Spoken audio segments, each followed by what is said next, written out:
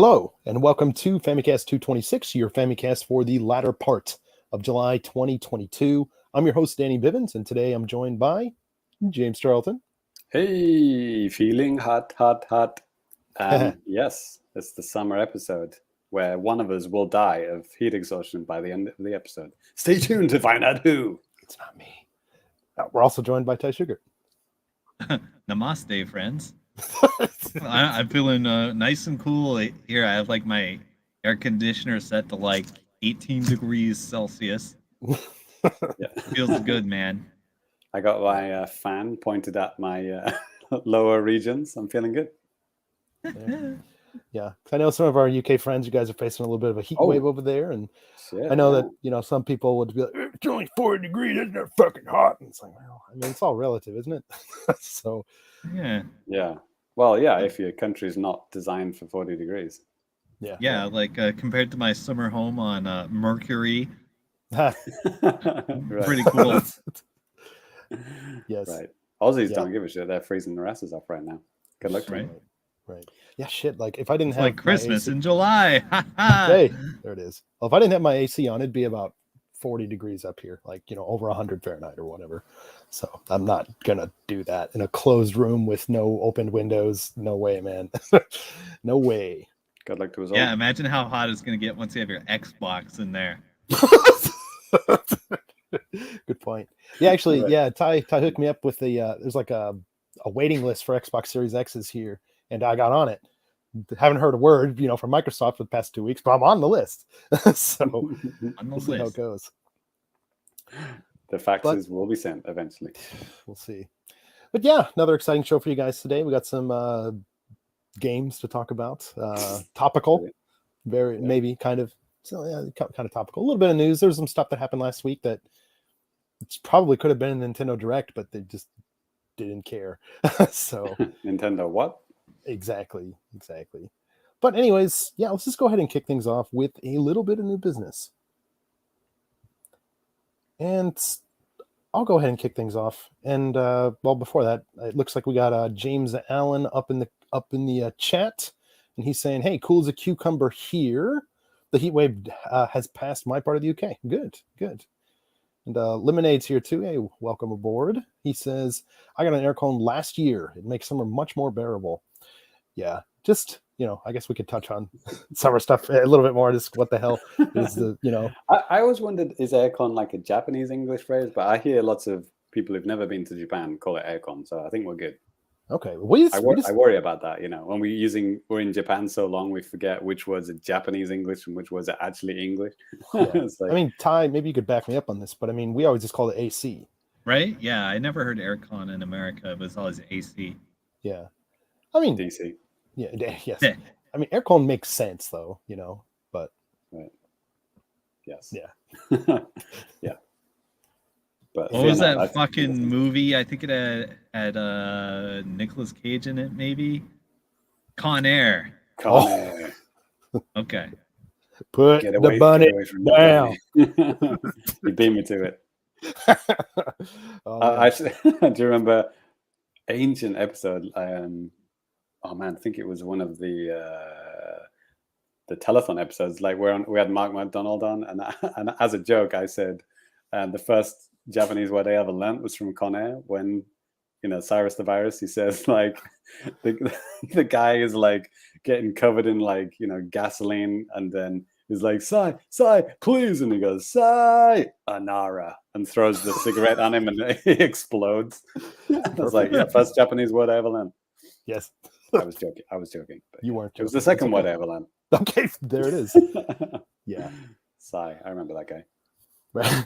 From the Cyrus movie. Cyrus the Virus. Yeah. Yes. That's what we call him. God rest his soul. Right then, let's get on with it. What games have you been playing, Danny? Have you just been fiddling with your aircon controls? Just fiddling with the aircon control. Basically, you just turn this thing sideways, and you can just kind of go to town for about 3 or 4 hours, and it's okay. Ooh, game idea. Just trying to. I don't have any idea what this thing says, so I just sit here for hours just pushing buttons. Can you play Doom on it? I'm playing it right now. It ain't. Game Builder Garage, Danny. You need to make that in that game that you play all the time and make all the time games with. with the physical cards. I'm studying them daily. Yes, exactly. Good.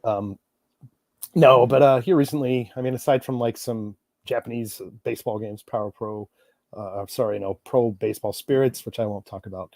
I've played quite a bit of that, but I've also been playing quite a bit of the N64 app on the Switch.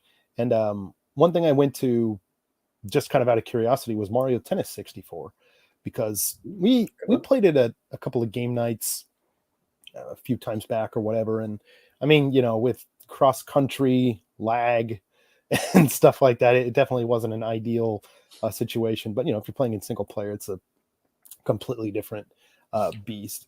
I think it's the only Nintendo sports game I've ever physically owned. Oh, really? Yeah. Oh. And I'll just let me think some more while you're talking, but I think so. Okay.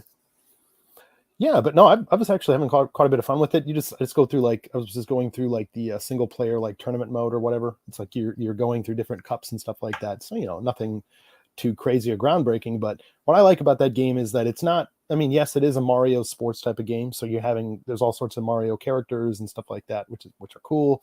But there's no super goofy stuff. Like when you're going through that mode, it's just really straightforward tennis.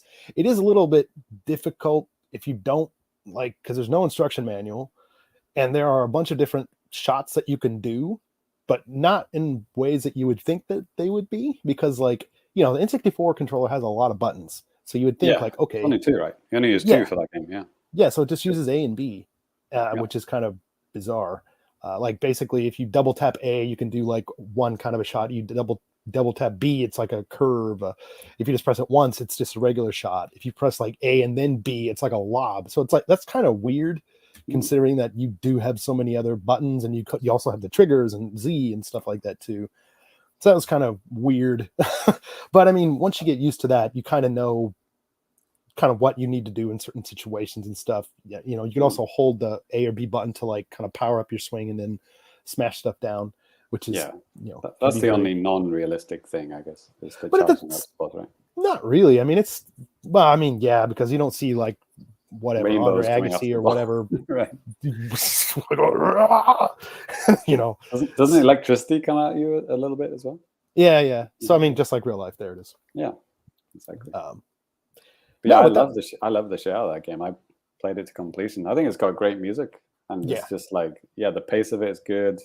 You got all the different characters with slightly different techniques, and it's hard when it needs to be. It gets harder, and it's exciting. I like the way the music changes when you're on match point and stuff like that. It's cool. Without, like you said, without being too wacky. It's not real. It's not a fucking simulator, but it's it's like the Mario Kart of tennis games. It's not fucking real life racing Mario Kart, but it's fun, right? Right. Yeah. And I did try. There's I forgot what the mode is exactly called, but it's like a Bowser mode or something like that, where you're playing on a court that's actually just swinging around and stuff, and there are weapons and stuff like that, which it can be kind of fun. Not really against a computer, but I could see that being fun in a multiplayer setting or something. But honestly, I'd rather just do straight up vanilla tennis personally. I actually don't even remember that mode. Yeah, it's kind of tucked away a little bit. And there's also a ring mode where you're just trying to hit through rings, without taking a point or something like that too. I was doing one of them as Birdo, and I got all the way up to the 100 ring challenge. And even though I can get up to about 100 rings on some of the previous ones, it just got more difficult because some of the rings were up high, your opponent's tougher and stuff like that. So that was pretty cool. And also, Baby Mario's a little bitch. I hate that son of a bitch. Man, that's a good t-shirt to make. Right. He whooped my ass so many times in the Star Cup. I was just getting very upset. But I eventually trounced his ass, but it took some time and maybe a little bit of save stating, but who's here? Yeah. I was always the Yosh. Oh yeah. Yoshmeister. Yeah. I just went through for the tournament stuff. I just went through his regular generic Mario. And but yeah, it's fun. Maybe I'll go back and keep playing it. Maybe I'll just move on to something else. I mean, I saw the credits or whatever, so that's enough for me. Oh, nice. Cool. But, yeah. Fun fact, Smash is the only game where I don't play as Yoshi because he sucks. Oh, okay. Yeah.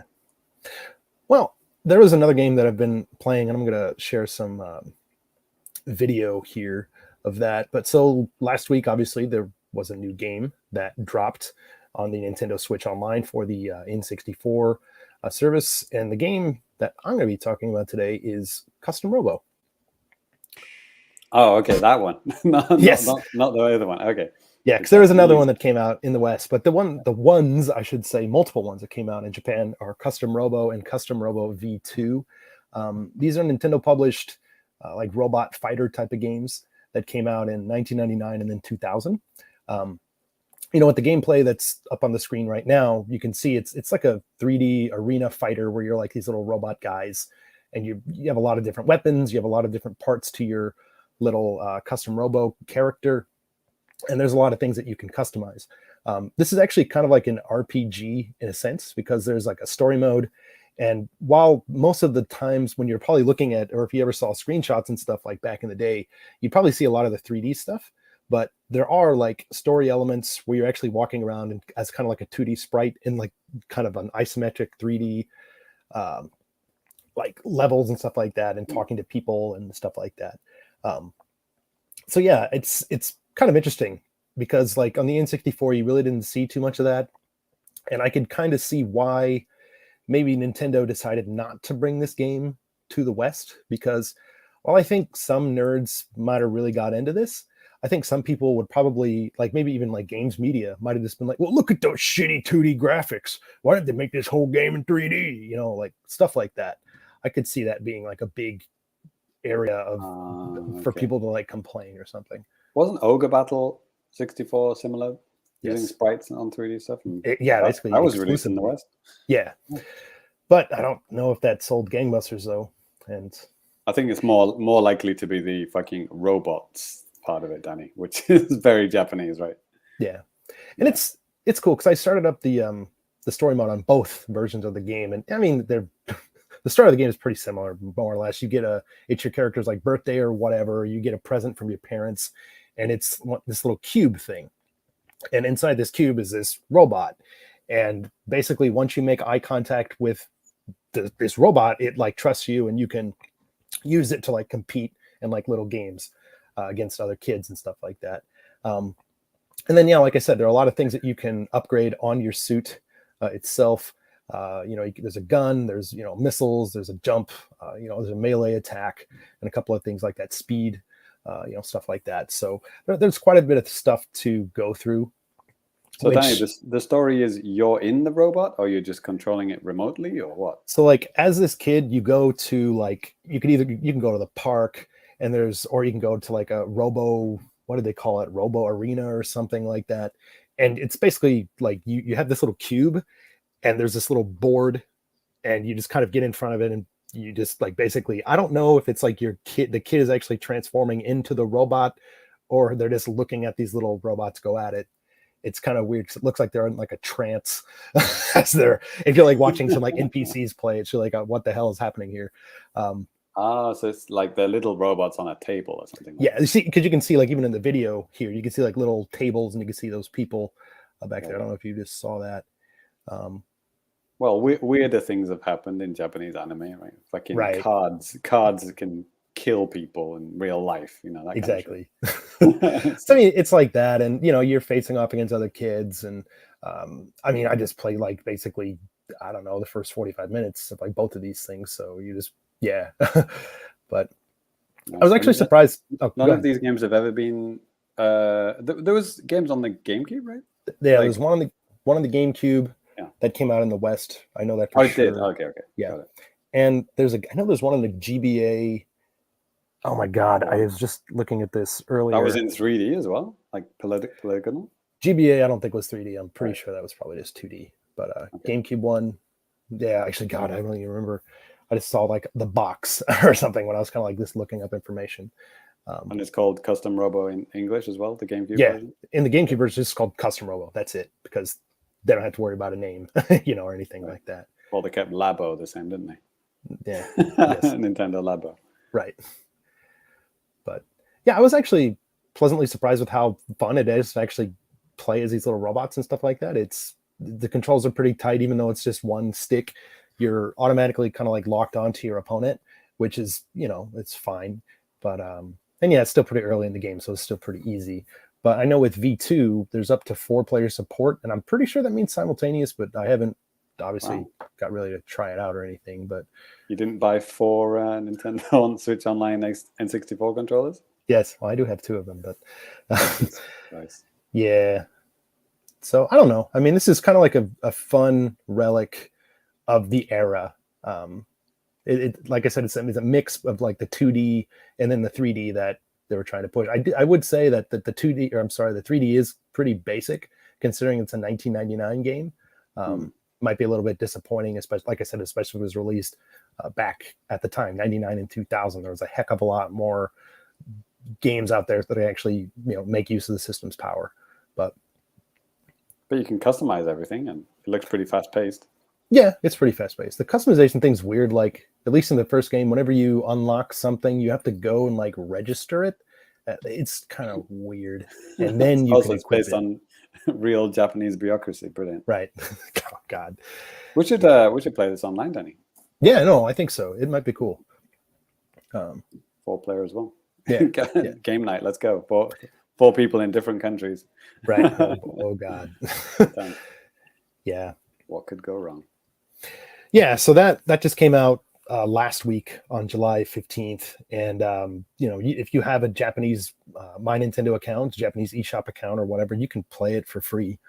So I'd say just try it out. I mean, yeah, there's quite a bit of Japanese, but I'd say if you're a Japanese learner, there's a lot of like just hiragana and sometimes some words that are like maybe a little bit more difficult for kids for like that are in kanji. They'll have it in parentheses next to it, like how to read it.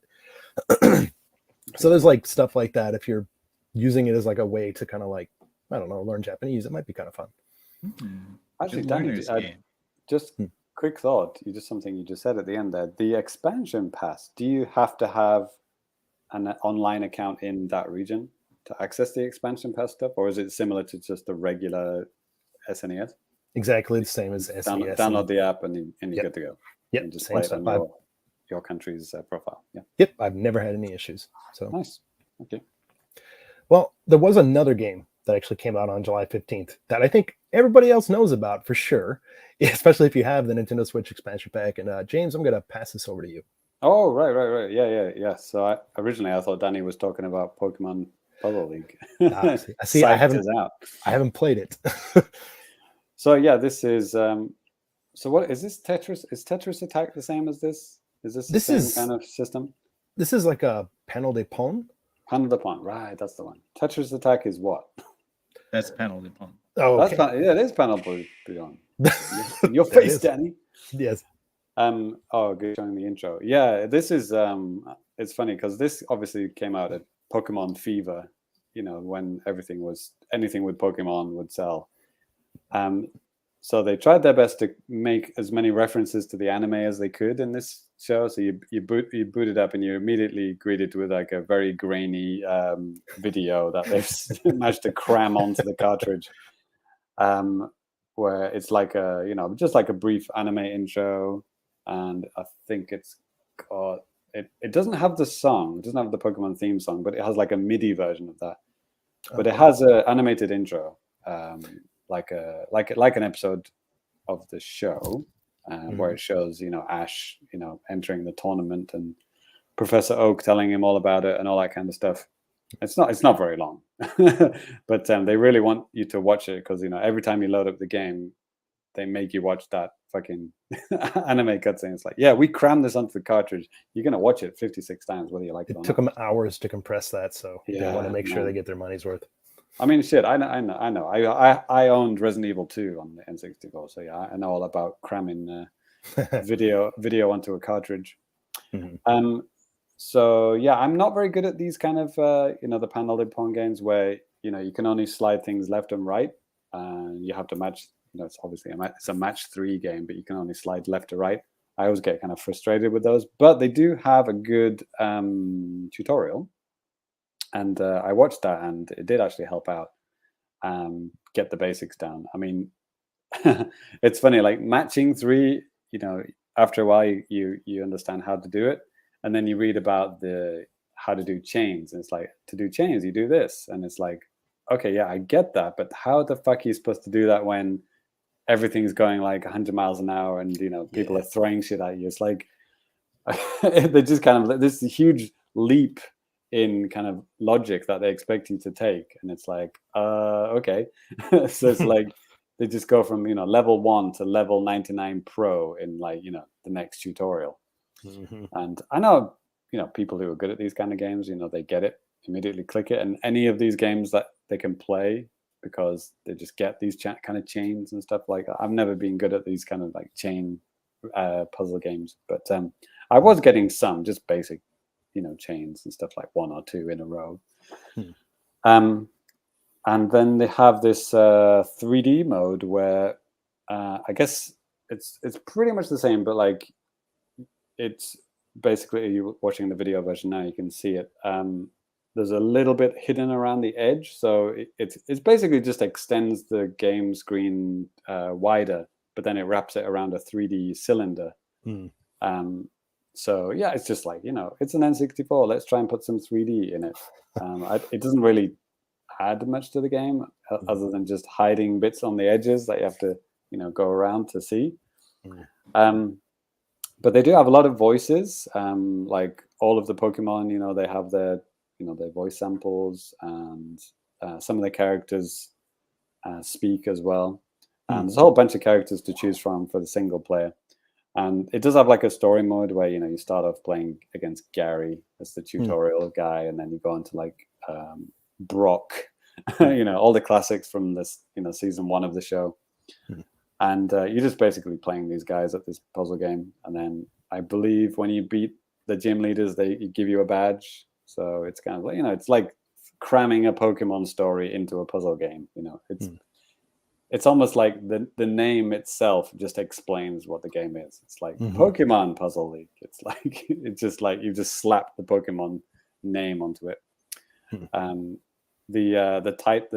The home screen, I guess, where all the things, they just give Pokemon style names to everything.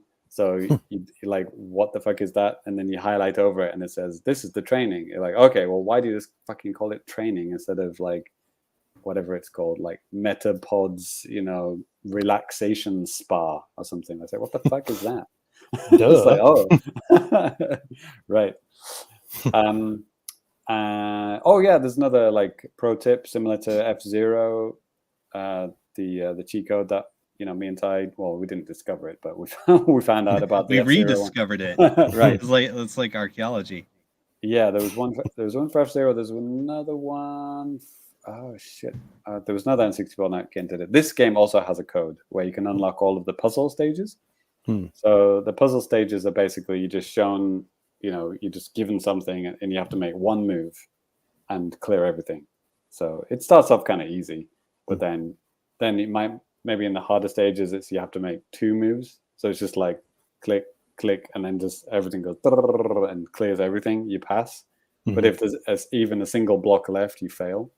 So you have to make one smart move to clear this stage. So I guess that's another kind of way of training you how to do these kind of combos and stuff like that.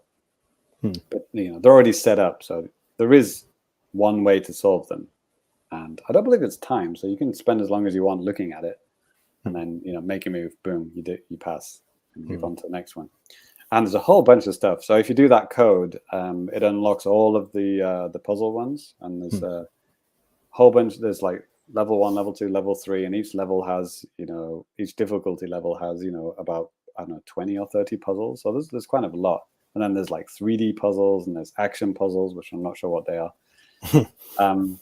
And then there's another code, another kind of secret code that you can input to play against Mewtwo. Okay. I think you have to do it every time you want to play against him. So it's like you do it once, you play against him, you lose. You have to do it again. Oh. So I guess maybe that was just a super secret hard mode to get to access. So they just added a code in to let you do it whenever you wanted. Okay. Well, yeah. So yeah, I mean, it's for this kind of game, it's fun, and it seems to be a good one of those. So if you like those kind of puzzle games, and you've never tried this one, then yeah, give it a shot. I mean, if you have the N64 app, well, why the hell not? Yeah. Well, I I will say that, like, similar to Dr. Mario 64, this game was actually never released in Japan. It was released in PAL regions though, because it has like because on the box art there's like a purple type of thing that goes out, and the North American one, then there's the red, for the N64 on the side. But I saw a PAL box. They just kept that purple just all the way to the side of the box. It looked gorgeous. Really? Like, interesting. Yeah. I definitely remember seeing it. Not something. It's like two things. It's like a puzzle game and a Pokemon game. It's like, I'm out with that one. Yeah. Not spending £60 on a genre and game series that I'm not interested in. Yeah. But now it's on N64 and I can just try it for free. Yeah, good time. I also played a bit more Pokemon Snap. Wow, two Pokemon games. Haven't got much further in that because you have to get, I guess, you have to capture enough Pokemon in the 3 stages that I've unlocked to move on to the next one, and I just can't find the other Pokemon. It's got like there's like 2 more I have to capture. It's like, I don't know, I have to do something secret to unlock them anyway. Played a whole bunch more of Fire Girl. Just to briefly mention another Fire Girl pro tip. Something I totally neglected to mention last time is that I told you guys about the first thing you should be upgrading is your salary, and that is correct. But you should also, when you're first starting out, upgrade the ambulance guy, because he will, if you die, you don't have to spend much money to be revived. If he dies, he dies. Yeah, if you die, I think it costs $1,000 for the ambulance. So yeah, like I said in the last episode, highly realistic and based on the American medical system. But if you upgrade the ambulance guy like 3 or 4 times, you only pay $100. Okay. So more like the Japanese medical system.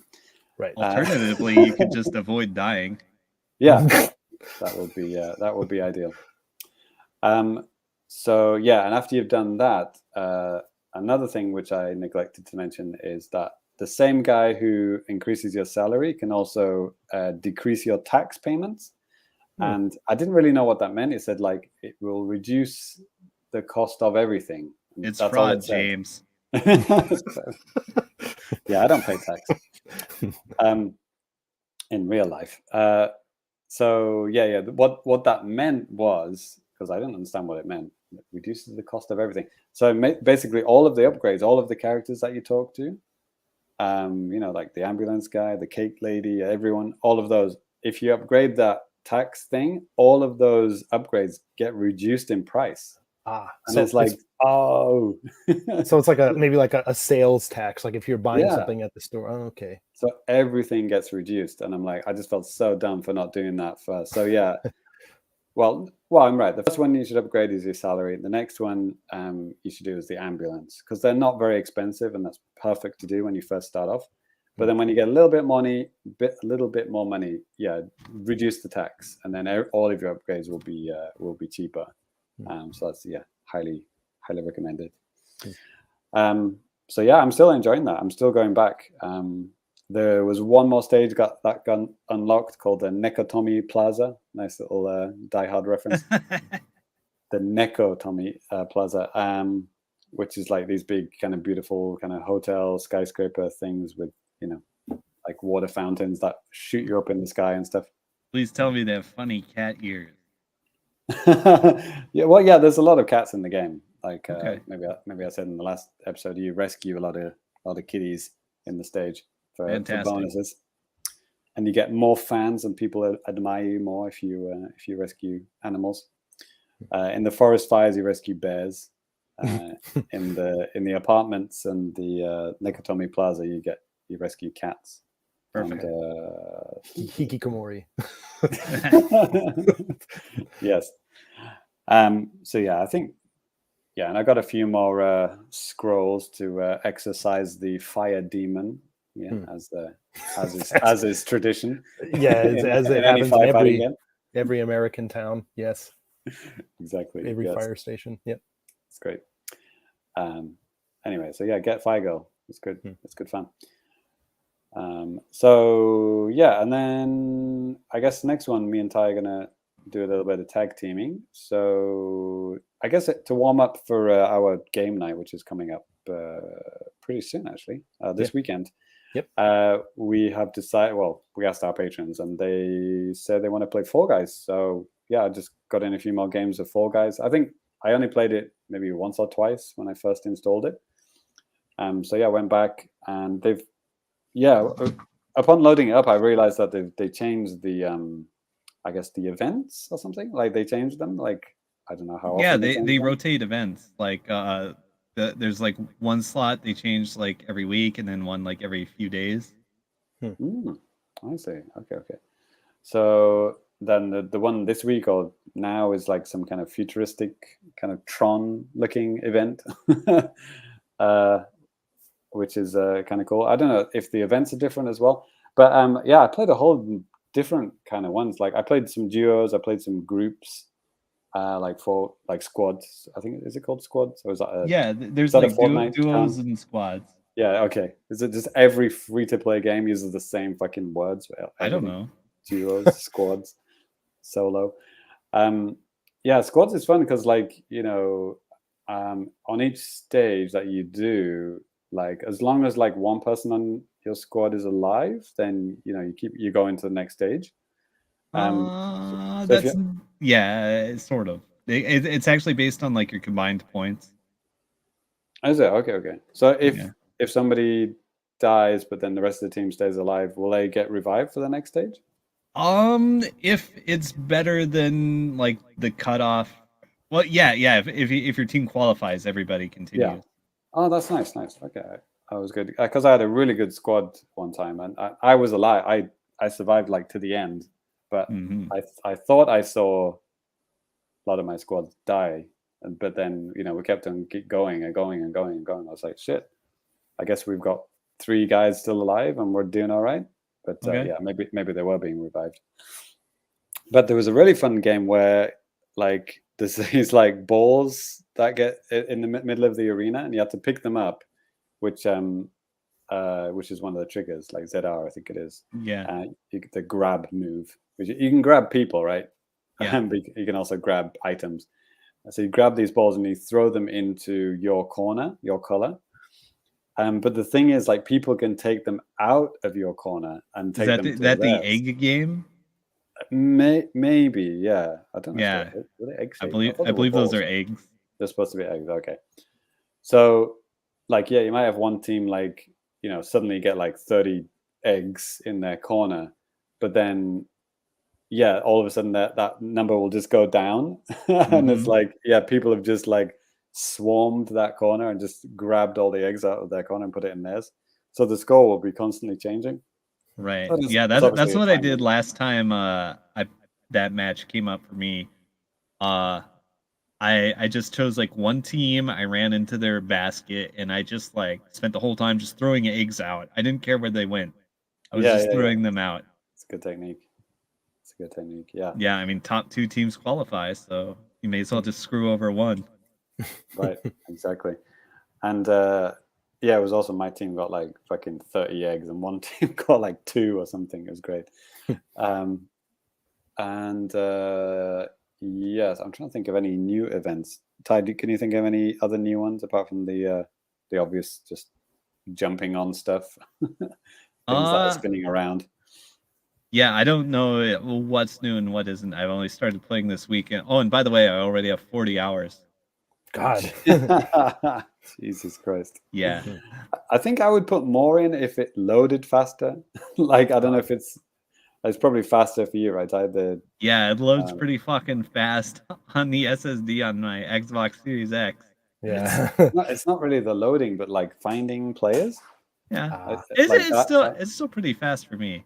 Okay, It'll probably be faster if you're queuing for multiple events at once. Yeah. That it's yeah, like find the initial like kind of matchup, I guess, is the thing. Like maybe it would take like up to a minute or something like that. Just it just feels a little bit longer than, you know, I'd like. You know, maybe I'm used to Splatoon where you get matched in like fucking 15 seconds, but it's still fun though. I mean, I find that all of my like Mario skills are like put to good use, like 3D Mario game skills I put to good use in this game. Like the jump, I mean, obviously they jump a lot, not as high as Mario, but like, things like the tilting platforms and like spinning things. These are all things that I've done in Mario Galaxy, Odyssey, 3D World, like all of these games that I played. So it's like, it just feels very at home, like immediately.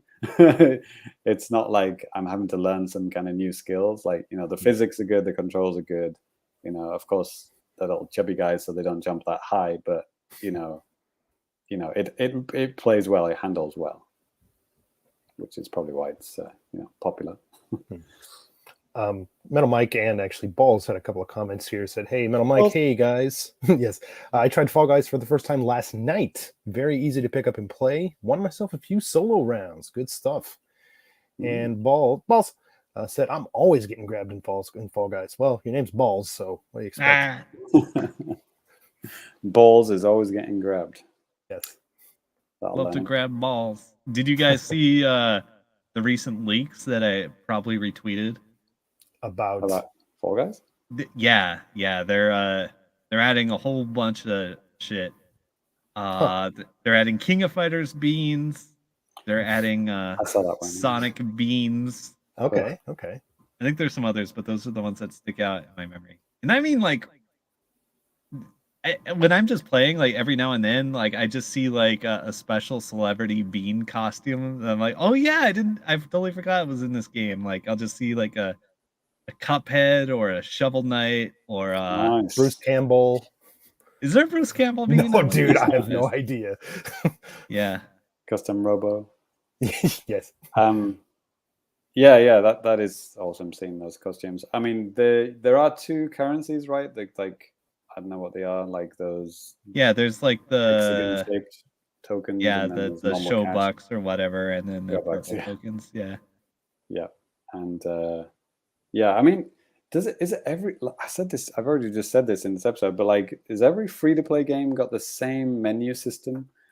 Like, there was another free-to-play game, which, I don't really want to talk about it for more than 15 seconds. Starting now, it was called like Roller Derby or something like that. I think it's made by Epic Games, and it looks exactly like Fortnite, and it plays exactly like that dodgeball game that I played maybe last year or a few months ago. I can't remember. Like the music, the graphics, the graphical style, the gameplay, everything is just the same. It's like everything looks the same. Roller Champions, I think it's called. Yeah, I wonder if it's carefully optimized by like brain scientists to maximize fucking extracting money from children. Yeah, probably. I mean, was that movie called Rollerball? Yeah, the classic, and then there was like the weird remake with LL Cool J. Yeah, so I guess Roller Champions is kind of based on Rollerball. You're on roller skates, you throw a ball through a hoop, and you get points. But I played the tutorial and kind of got bored. Okay. But Fall Guys, now that's a good game. Yep. Did you get any crowns? You get any W's? No, not yet. Okay. I just downloaded it last night. I haven't played it yet. All right. You guys got some catching up to do if you're going to help me get the squad achievement. Yeah, sure. So you can hook up with your friends, like 4 friends against the world. Cool. Yeah. I played a few games with some of my buddies. If you have 10 friends, can do that. No, it's like your squad's capped at 4. I don't know if you can have a party bigger than that or not, but like on an actual squad, you can only have 4 people. Okay. I wonder if you can do solo games, like just 10 friends against each other. Yeah, you can do a group and play the solo modes. Nice. So I don't know if it's capped at 4 people or not. That's cool. They seem to have a lot of options, though. Yeah, it's nice. Do you have any favorite play modes, Ty? There's some. I like certain races a lot. Like I really like the party promenade race with all the fucking tubes, and I like slime climb. Slime Climb. Why, you just mentioned two things I don't think I've played yet. Slime Okay. Climb. There was like a slime climb event like last week. It's just a race like up a hill, but like the slime is like constantly rising. Okay. Yeah. No, I haven't played that one. I seem to play a lot of the rolling ones where you just like the world is rolling around. And there was one, I guess it was a special course where that was moving like twice as fast.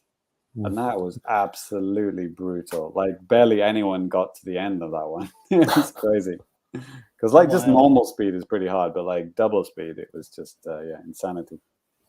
I think it was called like, I don't know, special roller event. I think that's what it was called. Right. So I've been playing like I've been doing like every daily mission, and I did like the special event where man, that was brutal. Like there was a special event just like last week where you you do these tasks and you unlock some cosmetics. There was like another one before that where you could get some Assassin's Creed stuff. But there was one where you like get this kind of gladiator style gear, and to do it you have to fucking get crowns in solo, duo, squad, and the special event. And I just went ham. I got all 4 of those. Wow. like real murder hours in the funny bean game. Nice. Right. So I've been going ham. I've been getting those crowns. I've been putting in work. Trying man, so I'm trying to get all the achievements on Xbox. And no way. Yeah, and there are some difficult ones. Probably what's the hardest one? There was one to like equip some legendary gear that actually just this week, like they just give you one like randomly in your inventory, but before that, like you had to like level your crown level to like a fucking billion or some shit. So what's the hardest one now? Probably like winning 20 races or maybe buying 50 things from the store. I mean, maybe that's easy depending on how rich you are. Right. Right. Yeah, so I guess I'm working on those. I did get the one where you have to finish first in a race, but you also have to emote right before you finish. Ooh. I got that one. I got that on Slime Climb. It felt pretty good. I'd like to know from any PlayStation users who played this, before it went free to play, like how much the currencies changed. Have they is it like way more stingy now? Is it like way harder to get this kind of stuff? Were you just like thrown cosmetics before it went free to play, and now it's like good luck grinding for the next 40 hours? So that'd be interesting to know, because I like Rocket League, and I believe we all had Rocket League. We bought Rocket League before it became free, right? We got like a whole bunch of cosmetics thrown at us, for doing that, right? So probably the same deal with Fall Guys, I'm assuming. Probably. Yeah. If you owned it before, you get like the free battle pass thing or whatever. Okay. Right. Yeah. I actually bought it because I think I'm actually going to clear this whole battle pass. So. Wow. Yeah.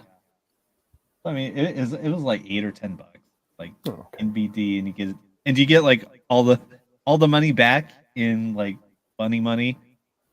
So it's not a bad deal. Have you been playing anything else, Ty, Dead by Daylight, or not? Yeah, I've been knocking out some random Xbox games for achievements. Like nothing I saw on Wii, at least, or I mean Switch. Sorry, I've been talking about Wii a lot recently with one of my coworkers. She was looking at getting Wii Sports. Oh, wow. Okay. Well, yeah. The price is right these days, that's for sure. Yeah. From the retro store? Jesus. Yeah. Right. Yeah. Well, all right, whatever. She doesn't want Nintendo Switch Sports. She wants classic. So I mean, the Wii and the Switch are pretty much the same in that I never play either of them. Right. You still have a Wii? Yeah, I do. It's just sitting in a box here, just waiting to be modded when I need to play something. I see. Yeah. Same with my Wii. Good emulation box. Yeah. So yeah. Oh, by the way, Game Pass havers can get a free special cosmetic in Cosmetic. Fall Guys. Yeah, I have the funny rabbit ears. Oh, okay. I'll have to take a look at that then. Yep. Like there's like a page for like Game Pass like bonuses or something. Like they'll just give you like random cosmetics or in-game Right. currency or just random shit. Yeah, there was stuff for like MLB The Show back when that Yeah. came out and stuff like that. Yeah. Yeah, it's pretty nice. Like I just randomly look, it's like, oh, I get a thing. Same with That's nice. Amazon Prime. You get shit from that for just like random games. Like every month there's like a Dead by Daylight cosmetic. Yeah. Hey, actually, speaking of Dead by Daylight things, Balls has a question. I know we were talking about this before the show started, but any thoughts on the DVD Attack on Titan stuff? Yeah. Well, it's just cosmetic stuff, but I gotta say it's really good. Like like the title screen, the title music's good. I saw like the Mikasa outfit. I'm like, oh my god, I want to get that. Like I might pay $10 just to look fly. Sure. Right. Sure. Yeah, but yeah, the big fucking update dropped last night. Like probably the biggest change in Dead by Daylight like ever. They reworked like all the perks that everybody uses. It's free to play? Not quite. No. Okay. Still waiting. It's almost free to play. I kind of hope they don't make it free to play because they still haven't completely solved their hacker problem. Yeah, I mean, if you make them pay for the game every time they get banned, you know that's pretty good. Yeah, man. Shit, yeah. Like yeah, they changed all that shit. And you now get like extra blood points just for playing like the role that needs more people in it. Oh, okay. To make matchmaking faster. So that's like, a good incentive, yeah. Yeah, like I was getting like 130k points a game on Survivor like last night. I played like 2 or 3 games before I went to bed. Dang. And I was getting so much shit. And they did it. They also changed basically the grinds, like how much playing you have to do to share your perks with other characters. So like yeah, if you haven't played much, you know, every character has 3 special perks. And before, like you could level up that character and then you'd find the shareable perks on their blood web, their like progression thing. And then you could then find those perks on the other character. But now they changed it so like when you prestige your character, all the other characters automatically get those perks. Okay. So and like I already had basically enough playtime so that I have pretty much everything unlocked on everyone now due to the changes, and it's great. It's fucking awesome. A question I had for you: what do you think about Pepe the Pig? Pepe the Pig. Oh yeah. Fucking Russ challenged me to play the Peppa Pig game on Game Pass. Right, because I saw like I've been pretty bad about checking the Discord this week, and then I saw like what the fuck are these guys talking about? What the and then I was like got on my PC and I was like the Game Pass popped up and it was just like what? Whoa, that's what they were talking about. Like what? Yeah, I thought you said Pepe the Pig. I was that's like, what I is that said. like Pepe I the don't know. Frog? I don't know what the hell it's called, but it's Peppa. Sure. Right. So yeah, I just like Pepe the Pig.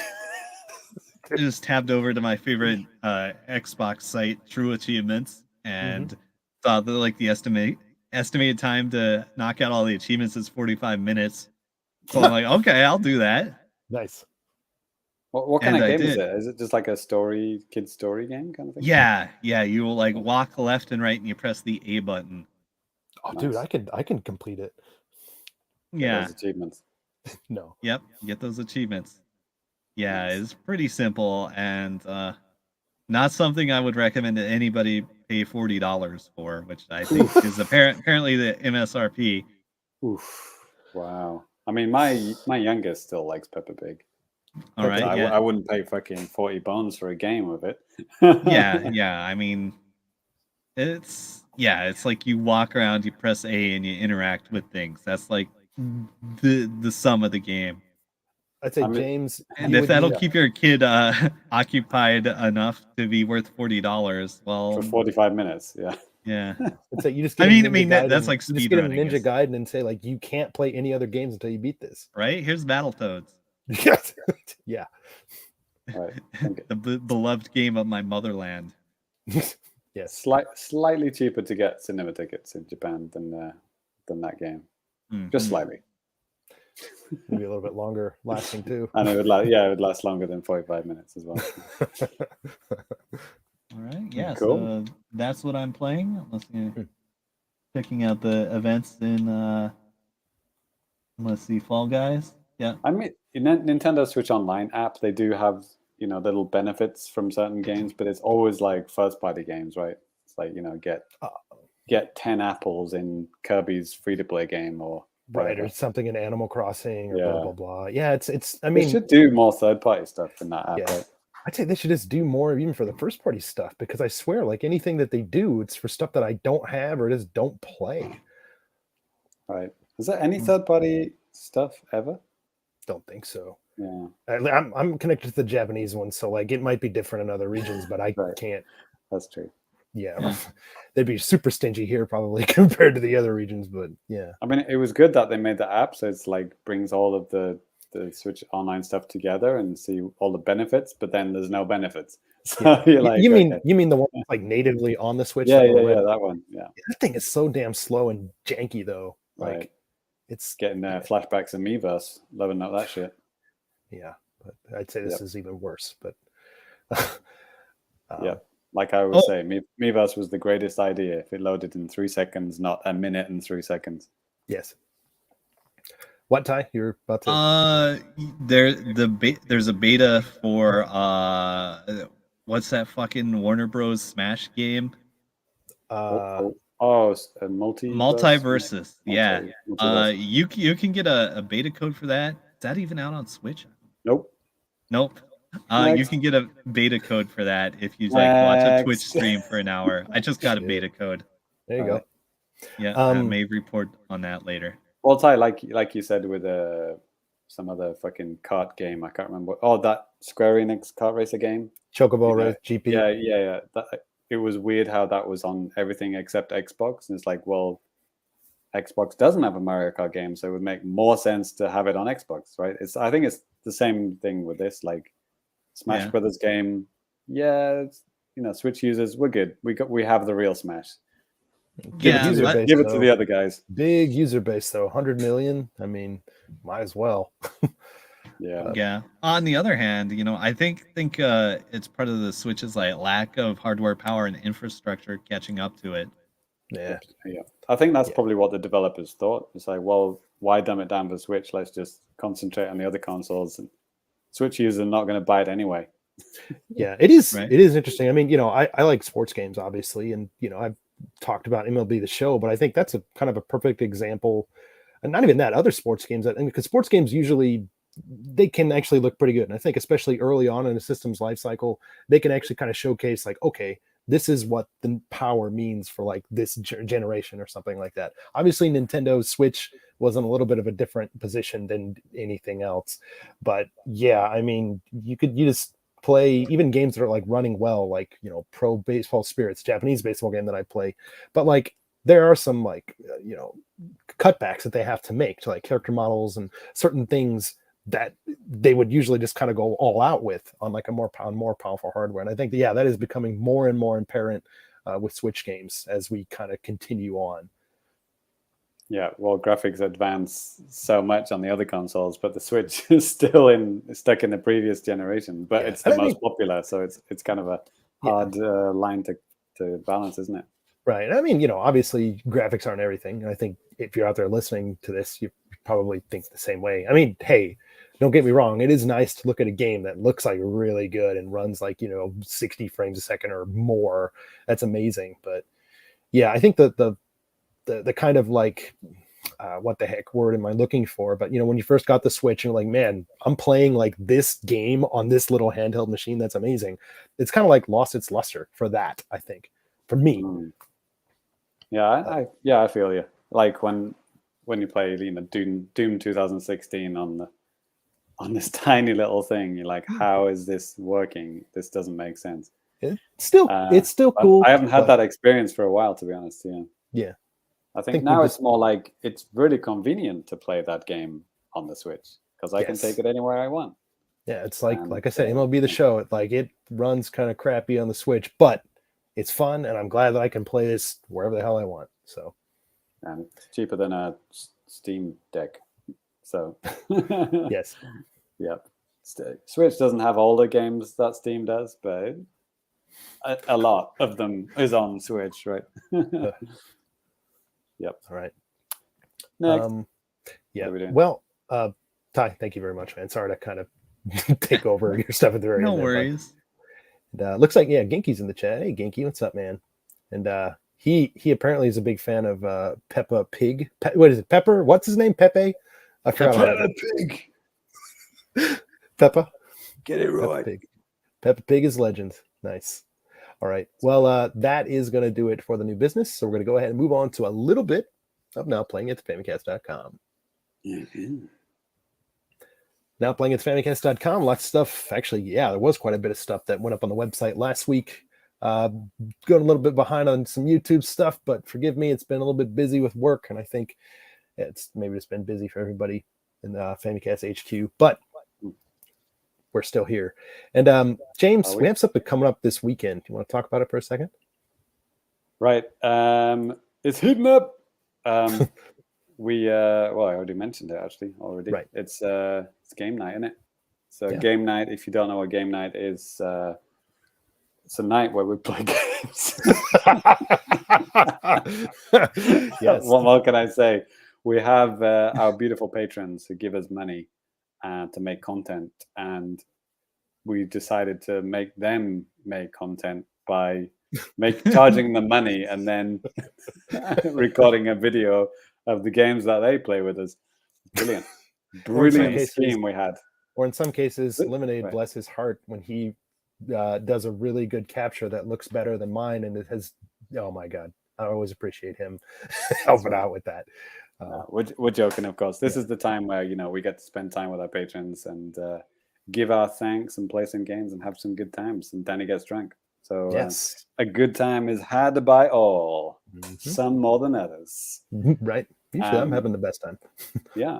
So we do one per season, and by season I mean like calendar season, not Famicast season. Right. And this is the summer event, the 13th game night. Holy shit, 13th, another one, as they say. DJ Khaled says, "Here we go again." Anything else to mention? I'm probably gonna do Fall Guys. Yeah. Oh yes, yeah. And if you played Rocket League with us, it's probably the same friends list system, right? Yeah. Yes. Right? Yeah. Probably. Yep. We'll probably try some N64 stuff and laugh at how framey it is, but right. Good times will be had. Yep. All right then. Nothing to mention. Pig's going to show up at game night. Don't forget to update your Dead by Daylight. It's like a 4 gig update. God. Anyways, we're not playing that. Yeah, Shredder's Revenge crossplay. James Allen asks, no, unless you're talking about between PC and Xbox. Xbox wins again. Yeah, in that case, I could play with Ty. Yeah, still have it. Loser. Talking to myself. Lots of stuff on the website. Check it out. There's a cool Square Enix summer sale that's kicked off right now. You can take a look at all of the Japanese box art for the N64 games that are available on the Nintendo Switch expansion pack here in Japan. You can check it out. Check out news on all sorts of just stuff that I find interesting and throw up there. So be sure to check it out. Anyways, all this and more. That's right. All right. There we go. Okay. Thank you for that. James, whoa, what time is it, dude? Turn in the subtitles, boys. That's right, folks. It's that time of the show where we talk about the latest and greatest comings and goings of Japan and Nintendo and everything that we can say as quickly as possible so the subtitles can pick it up. James is usually the best at it. I'm trying to actually be comprehensible. James just doesn't care anymore. Yeah. So yeah, last week there were a couple of big things that dropped. One thing that I forgot we even talked about in the last episode that I'll just mention here just for a second. But yeah, I mean, what do we got here? The subtitles on that one to say "man throwing up violently." Yes. Yep. Thank you, Pauls. Nailed it.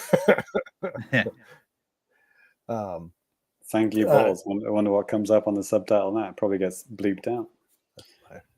Demonetized. Right then. So what are we talking about? We've got the agenda up. Here we go. Oh, yes. Is it me first? Yes. Go ahead. Right then. Yeah, we're skipping the Switch OLED because that was breaking news in the last episode, wasn't it? Yep. Looks great. Pro Controller looks great. Switch OLED looks great. Yeah. I'm not going to get it because I already have a Switch. Yeah. And Danny already has an OLED, so he can't get it either. Unless he. I can't. I could. Unless he's not going to. He's going to buy a second one. Okay. No. Here we go then. Platinum Games, friends of the show, is getting a new staff edition that is going to shake things up when the company, former Nintendo employee Takao Yamane, who worked for Nintendo in Kyoto, as well as NOE, as the managing director of sales and strategy in the vice president, blah, blah, blah. Platinum Games went on to say in a tweet, hello? Okay, somebody's changing the text as I'm saying it. No, I just changed one word. It's fine. It's fine. Platinum Games went on to say in a tweet that Platinum Games will be changing significantly. A big industry fixer has joined Platinum Games. What will become of us? Platinum Games Reborn? Naked Thursdays? Tune in to find out. Further details of the Naked Thursdays will be revealed in this week's Famitsu. Stay tuned. Exciting. Actually, like literally an hour before we started, I saw that actually Genki, of all people, he had linked up like an article from Famitsu.com talking to like all these guys. Were they all nude? And was it a Thursday? Yes. Good.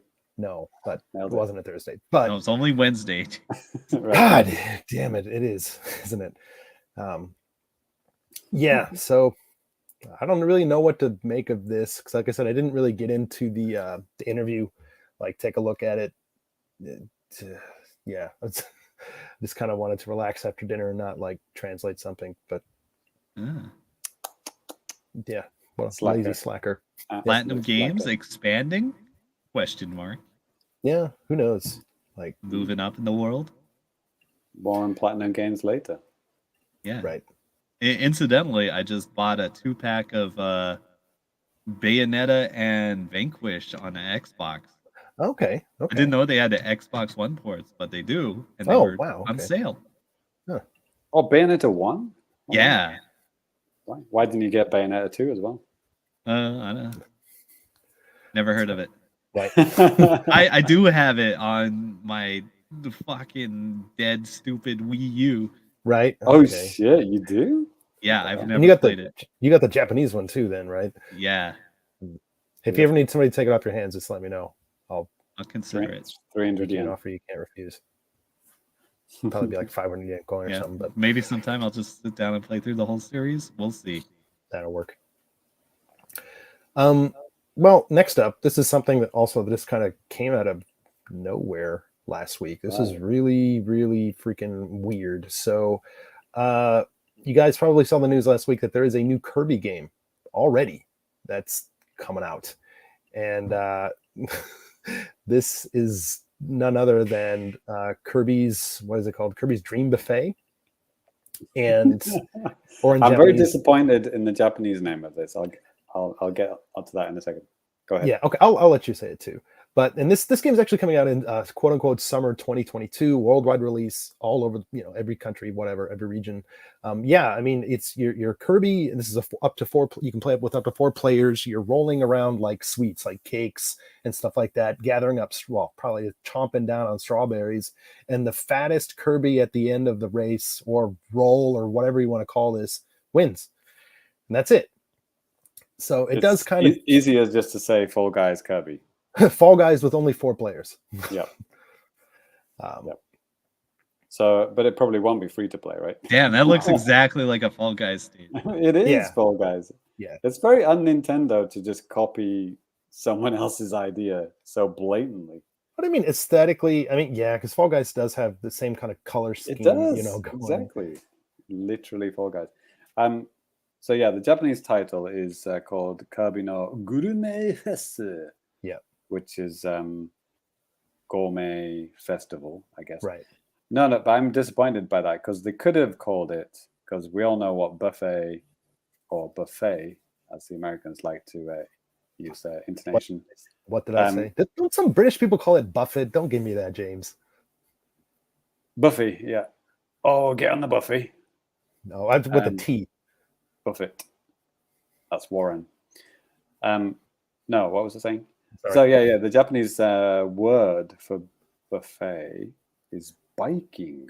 Right. So this should have been called KIRBY'S biking, and that would have confused the fuck out of everyone internationally, because they would have thought it was like some kind of cycling race game. But or like a cool Viking raid game. Yeah, well, I could guarantee you, if they did call it, you know, KIRBY biking here in Japan, they would think about, you know, Vikings actually, and probably throw that in there too. Like, isn't that a funny joke? And then people would be like, "What?" And the localization would be say, "Please don't do this." Yeah, it's fun. Yeah, like Ty just mentioned. Yeah, Viking. It comes from the word Viking, because I guess historically, you know, Vikings ate a lot of food from a table. So they thought, yeah, let's call it a Viking. But then the Japanese people can't pronounce V, so it becomes biking. I gotta say, when I moved to Japan and the first time that came up, it was confusing as fuck. Yeah. And they would sometimes write it in English like BIKING, literally biking. Sometimes, so you have to watch out. Right. But yeah, this looks. I mean, do you think this will be like an 1,000 yen game? 890 yen game, this kind of thing, or free to play? Probably not. I think it'd be weird if this isn't one of those games that's like on the Nintendo Switch Online. You know? Dude, nice catch. Yeah, like Tetris 99, right? Yeah. Shit. But I mean, at the same time, it is Kirby, so they'd want 6,000 yen full retail. That would be This isn't a retail game, so like I don't think they could get away with some kind of ridiculous price point. Yeah, this would be awesome. If it was like a Tetris 99 thing, then yeah, fair play to them. That would be awesome. But my instincts, my gut says Nintendo won't do that. Yeah, me too. I don't know. It might be like that Mario's game where they had like a really small version first, and then they just kind of used it as a testing ground to really build a bigger game from. You know what I'm talking about, or was that just a bunch of incoherent shit? What Mario, are you talking about Mario 25? Yeah, Mario 35. Yeah, what wasn't there like a smaller version first or something? Nah, well, I mean, it was 35, and then they just turned it off completely. That was all right, yeah. Maybe I'm thinking of something else, but yeah, maybe this is sort of a testing ground for something larger. Like Nintendo could just straight up make their own Fall Guys. Yeah, who knows? The beta version for Mario 35 was a PC game made by a fan. yeah, I'm aware of that. Right. So, yeah. Russ brings up another good point too. Might be free to play on Nintendo Switch Online, and then with paid DLC. Yeah. I mean, Tetris 99 has paid DLC, but like you have. Yeah, but I mean, it depends. If they're gonna do online only with this game, you need to have Nintendo Switch Online anyway. So it's like, even with Tetris 99, even though it's not a physical game, they did make physical versions that they sold at the shops, and it came with a code for a year or whatever of Nintendo Switch Online, and then that way people can actually still play the game. People like me are going to go crazy because I want to have that empty box, but they could easily do that for Kirby as well, right? Have a cute Kirby box, comes with a plushy strawberry in the shops, right? just Kirby, just in general. I mean, I think it's just he's a really popular character here, and just kind of worldwide. I think having something like that on the shelf, even if it is just a empty box with a code. Yeah, we've nailed it. Yeah, I think we've worked it out. I think that's exactly what's going to happen. Oh, new Kirby game. Yep, it's going to ship millions. Yeah. But it's going to be interesting. I mean, it says summer 2022. Well, Jesus, it's summer now. So It might drop before the episode goes live. Yeah, the audio show goes live. Maybe they'll try to drop it before the Obon holidays and stuff like that. I can see that. Yeah. Having it is something for people to play like when they're on vacation. Because I mean, even though Nintendo is a worldwide company, sometimes with things like this, they really like to think about Japan first. Right. Yeah, I'm already thinking ahead to my birthday in October.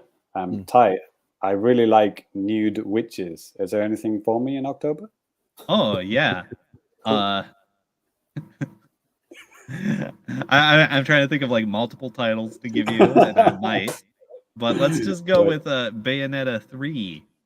Okay. Bayonetta finally has a worldwide release date, October 28th. And there's a special edition, the Trinity Masquerade Edition. So that comes with a physical copy, art book, cards. No word on the body pillow yet. Right. What if my kids come into the room, Ty? And I want to turn off my nudie bits. Yeah, there's a prude mode you can set. Nice. Cool. Yes. Yeah. For good boys and girls, right? Yeah, the good boys and girls mode. I forget what it's actually called, but yeah, me too. Angel, something about Angel? No, I don't know. It has some weird name, but yeah, you can. There's a less naked mode you can select. You have to go to the menu, or is it like just a button you can hit when your mom walks into the room? Let's hope it's that. Right, yeah. You hold down all 4 triggers. Yeah. Right. That'd be pretty good. But yeah, it's an interesting feature, I guess. Right. My gut says naive angel. I think I read that somewhere. That sounds familiar. Yeah. Yep. So it's finally coming out. Like, can we get an extra lewd mode? Would be nice. Right. More nude. That's the Xbox only Japanese physical release. Nice. So 3,000 copies, limited to 3,000 copies.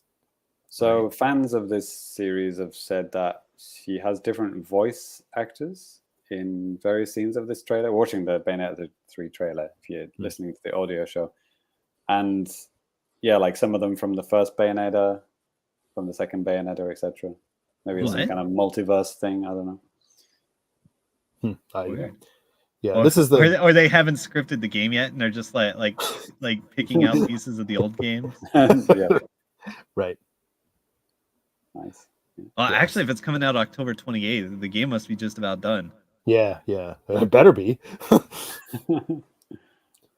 Yeah. So I was surprised that they just announced this last week, just on a Wednesday or Thursday or whatever that was, and it's like, yep, here it is, just on Twitter. Same with Kirby. It was just a regular evening here, like 10 o'clock at night, and there it was. So, not only this. Yeah. Oh, go ahead. Well, every single direct that comes up, it's like, come on, Bayonetta 3 release date when? I mean, that has been the meme for like the past 3 years. Yeah. So, and then they just drop it suddenly like that. Yeah. And also weird. Is this part of news, Danny? Just how much news we're getting. It's like this could have easily been stitched together to be a direct, but this Kirby thing. I mean, just the things that we talked about today alone. Bayonetta 3 and the Kirby thing. Mm-hmm. It's crazy. The Splatoon 3 special edition. Like, these are easily things they could have just Splatoon 3 in general. They could have easily put that into a E3 style direct. But right, maybe they were working on it, but Kamiya kept going off script. I believe it. I'll talk to him next time we're out drinking. Yeah, another kind of interesting thing that came with this news as well. I mean, they announced that they're going to be releasing a physical version of Bayonetta 1 on the Switch, because the way it was previously, it was just download only. Like, you can get it in like a 2-pack or something with Bayonetta 2, but it was always a download only game. But it's coming out.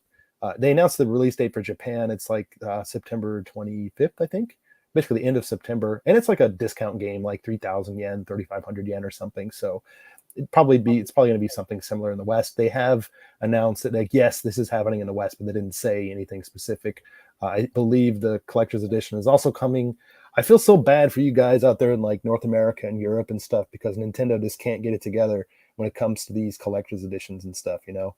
I mean, I get it. There are a hell of a lot more people in those places that want this stuff than in Japan. But I mean, shit, like the Xenoblade collector's edition, I just checked it last week and it's still available, like every single version. Like if you want to get it, then like, yeah. They all speak weird languages and have weird rules and regulations, and yeah, it's just too difficult, Danny. Yes. One country allows nudity, one country doesn't. You know, one country likes swearing, one country doesn't. You know, and for North America, though, I mean, it's the same though. I mean, people are screwed if they want one of these type of physical, you know, collector's editions too. So it's not. I mean, yeah, I mean, I get that with Europe. There's a lot of stuff to think about. Oh yeah, the no swearing and no nudity. I was specifically talking about America there.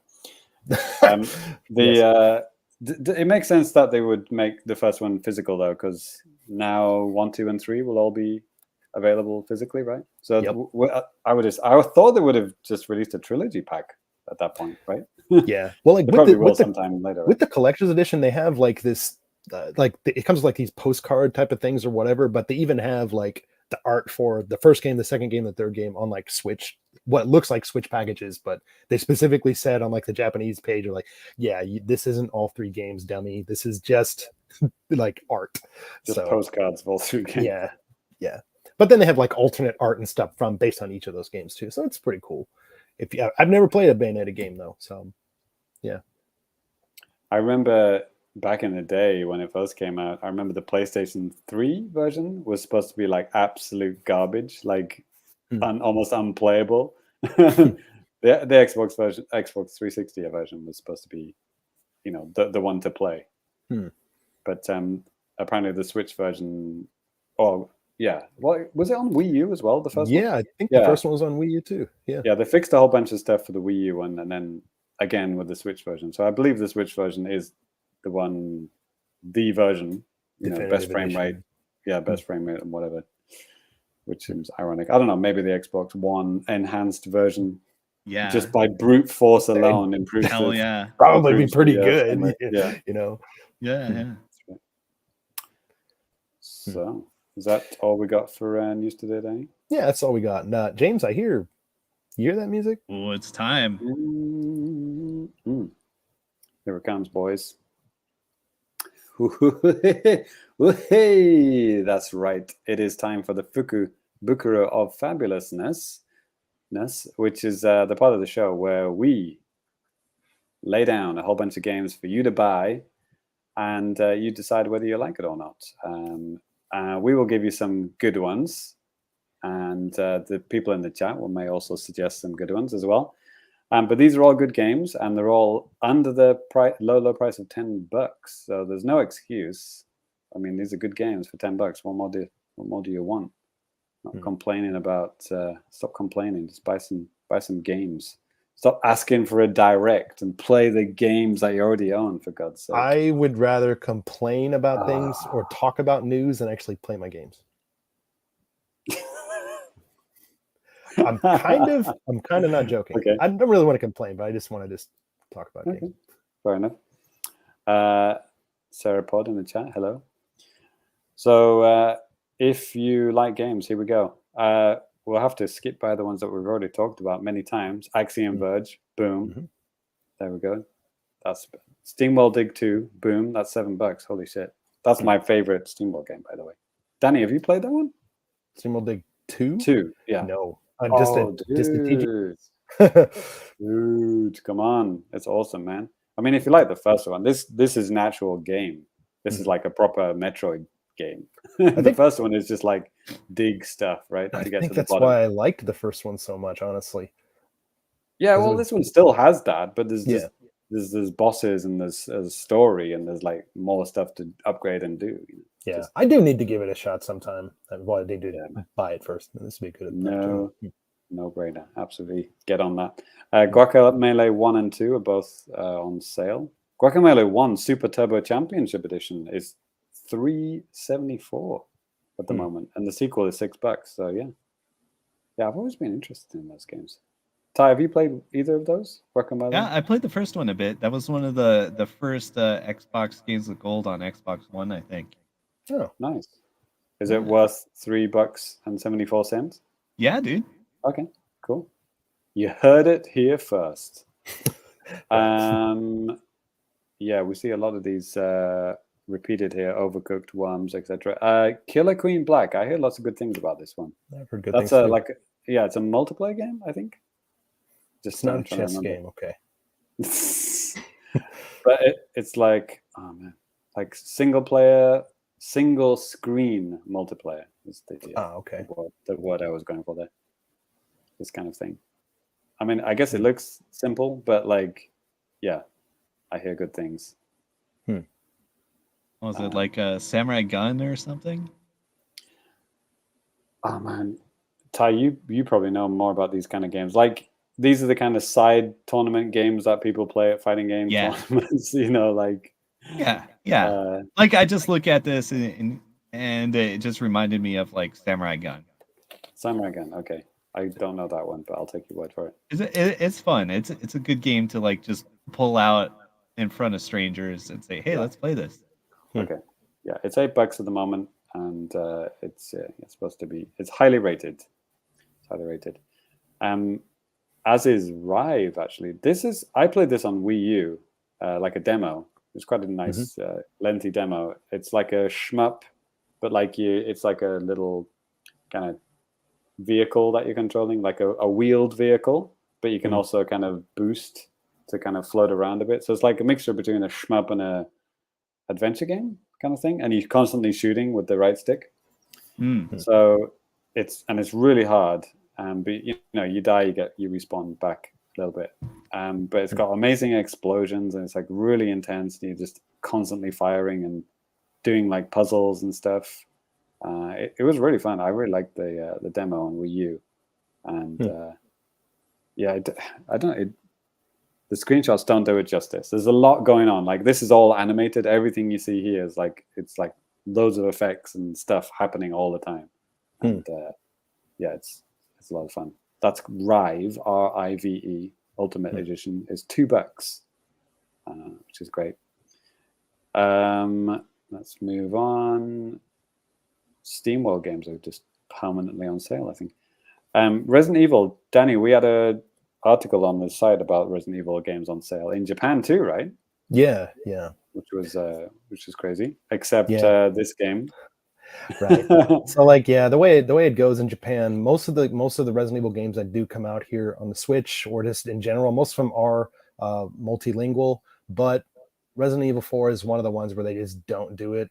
And Ty, we talked about this before too. I think your term for it was region fuckery, because they do change a lot of like different little things, violence, kind of alter that slightly for the Japanese release. Head exploding, something like that, right? And that could be part of it too. And maybe they just never did a proper version with the, you know what I mean? Something like that could have something to do with that. But then again, that's not. I don't even think it's like, okay, I don't know, but anyways, it's stupid. That's a good question, because the Resident Evil 1, the remake, had exploding heads, and you could shoot the heads off people. And Resident Evil 4 probably has it more, because that's literally like how multiple. I mean, it's like, you blow off a guy's head, a bug comes out, you blow off that thing, and then hopefully nothing else happens after that. That's right. Kind of like killing cockroaches in Japan, right? So anyway, they're all on sale in English. That's what I'm trying to say here. 50% off, which is not bad. Resident Evil 4 is $10. Resident Evil 1 remake is $10. So I'm sure everyone who wants to play those games have already played it. But there it is. Let's see. BlazBlue. I never know how to pronounce this, Ty. BlazBlue or BlazBlue? BlazBlue. It is BlazBlue, right? BlazBlue Cross Tag Battle, which is like 3 different game series meshed together. 4? Yeah, actually, I think it's 4 or something. Let's see. We got BlazBlue. You got Persona. You have Ruby for some reason, and I think they added an Arcana Heart character, maybe, or was that a Fever Dream? It's the Ether. Yeah. Oh no, and they have the fucking Akatsuki Blitzkov. They have the fucking tank in the game. What? Okay. So yeah, it's pretty wild. So yeah, it's usually 20. It's down at $5 at the moment. Yeah. Ty doesn't seem that. Yeah. impressed by that. Okay. First of all, caution, bad net code. Oh, And- One of those. Yeah, but that's a good price. Like, I think a lot of people would buy it at that price just to like go to practice mode. While they're like waiting to play in tournament on a real system. there you go. Set it up in the toilets. There you go. Right. Yeah. There it is. So yeah, Dragon's Dogma, Dark Horizon, is under $10 at the moment. Neat. $9.89. And Ty, you like this game? I played it a little bit. I liked what I played. Okay. Achievement's cool. nice. I mean, that's like the first one, right? It's like a special edition of the first one. Yeah, I believe so. Yeah. Yeah. They're making a second or a third. Yeah. Okay. Yeah. So there only ever was one game, and I guess it's been immensely successful because like there's a show. Yeah. Damn. I know a lot of Yeah. people like this, and yeah, people were excited when the sequel was announced. So. Yeah. The best Lego game is on sale, $6. Lego City Undercover, which is Lego GTA. In case you didn't know, Okay. big ass city. You can go wherever you want, Do steal crimes. any car you want, do Do crimes. drugs. Yeah, Yeah. except you're a cop. You're a cop. Perfect. You can do whatever you want. Yeah, exactly. Oh, Larry, Legendary Larry, Wet Dreams Dry Twice. It's on There it sale is. again. There You it missed is. it on the last sale, right? You were really disappointed. So I was. Lowest price ever. that was Wow. exactly right. Danny, no That is- excuse. 40 bones down to 6. Danny, come on. Cool. I prefer to pay full price. Oh, okay, fair enough. I got to support the day. Wait for it to wait for it to go back up, and Yeah. go ahead. Yeah. Oh, wait a minute. Blasphemous. Is that the 2D Dark Souls? Yes, it is. Okay. It's down from 25 to 6.24. All right. I'm going to see Good if that's moment. on sale on an Xbox. It is. Same price on Xbox. I'm buying it Okay. right now. Holy shit! Wow. Yeah. Oh, yeah. And also Fire Girls on Xbox. It's XS Ooh. Enhanced, which means probably means I can play it in 4K on Xbox. Yeah, I Nice. wouldn't doubt that actually. I wouldn't doubt that because it's an Yeah. Unreal game, but it's just like sprites on Yeah. Unreal Engine. It's full price though, so I just added it to my wish list. But yeah, I'm buying Blasphemous right now. $6.24. Let's go. Oh man, look at that giant snake. Yeah. that's Yeah, what's I awesome. remember when this came up in like Indie Direct or whatever, and we all thought, "Hey, this game looks sick." Yes, I Yeah. remember. We all All thought right, that. now it's selling. I actually recently just bought a whole bunch of games on the Xbox summer sale. Oh, nice. Nice. Yeah, so maybe some games I'll talk about in the future Mm. that I haven't gotten a chance to play yet. All right. Dark Souls is also on that, Ty. If you want a Dark Souls game. Yeah, I Let's actually play Dark Souls did Plus. just. Dark Souls. Dark Souls Plus. All right. Got him. I think we saw Got this him. once before, right? Sounds familiar. On Yeah. on a Indie Direct or something. Let I me see. don't- if I it's don't- on- I don't think this Xbox. would have been on Direct. This is like a game released on a Wednesday and no one even notices. Even the I know I've screenshots seen don't it frickin' though. work. I've seen it somewhere. I like the screenshots though. That was Yeah. that was really nice. Yeah, Error. Yeah, it does not load. very Yep. pixelated. Okay. So a lot of the Lego games are on sale. I think I heard about the Humble Bundle. There's a Humble Bundle or some kind of bundle for charity with all the Lego games for like $10. Sounds familiar. Oh Like, wow. all the Lego games, like all of these DC and Marvel and everything. So Well, if you have a PC, you could spend this amount of money and just get all of them. So Yeah. I'd say Lego probably wants you to save money to buy like that $60,000 Bowser Lego. So if oh it yeah, was yeah. pass the savings on to you with this, you spend your money elsewhere. I think Lego our thing. patron James Allen's already bought that one. Of course, he's already built it too. Good luck to him. So, reaching the end here. So, SteamWorld Dig 1 is also on Switch. Do you have it on Switch, Danny, or are you still on Yeah. 3DS? No, it's on Switch. I have it on Switch, and I have it on 3DS. Man, that's a great game, man. I love it. It is. It is. And we might have seen this one before. I feel like I've clicked this one before. Sparklight. Oh, yes, I have. Yes. I think I've talked about this game 3 times. Still haven't bought it. But it looks cool. I always think it looks cool. Looks like a Link to the Past style adventure game. All right then. So was there anything? Oh, Unmetal. Holy shit! Is this like a comedy Metal Gear game that Ty might have mentioned once? I don't think I've mentioned this game ever, but I'm interested. I would like to know more. It's something that you retweeted and I saw it. I think maybe you didn't buy it. Yeah, this is it's a comedy Metal Gear game. Okay. Yeah, it's like Metal Gear 1, like original, MSX Metal Gear. Jesse Fox versus General X. Yeah, I thought it looked really fun and funny. I think it's apparently quite short. Oh no, main story 9.5 hours. Okay, and it's got a Metacritic score of 76. You play as Jesse Fox, who finds himself imprisoned in a covert military base where he was arrested for a crime he didn't commit. Classic. Jamie Foxx's brother, by the way, too. Yeah, exactly. So where's the comedy part to it?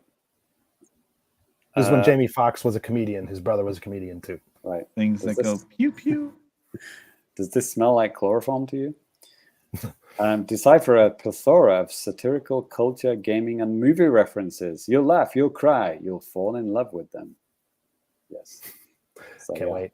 Maybe watch some videos of that if that sounds like something you're interested in. It's called Unmetal, and the icon looks exactly like Solid Snake. So yeah, it's 50% off. It's $10 at the moment.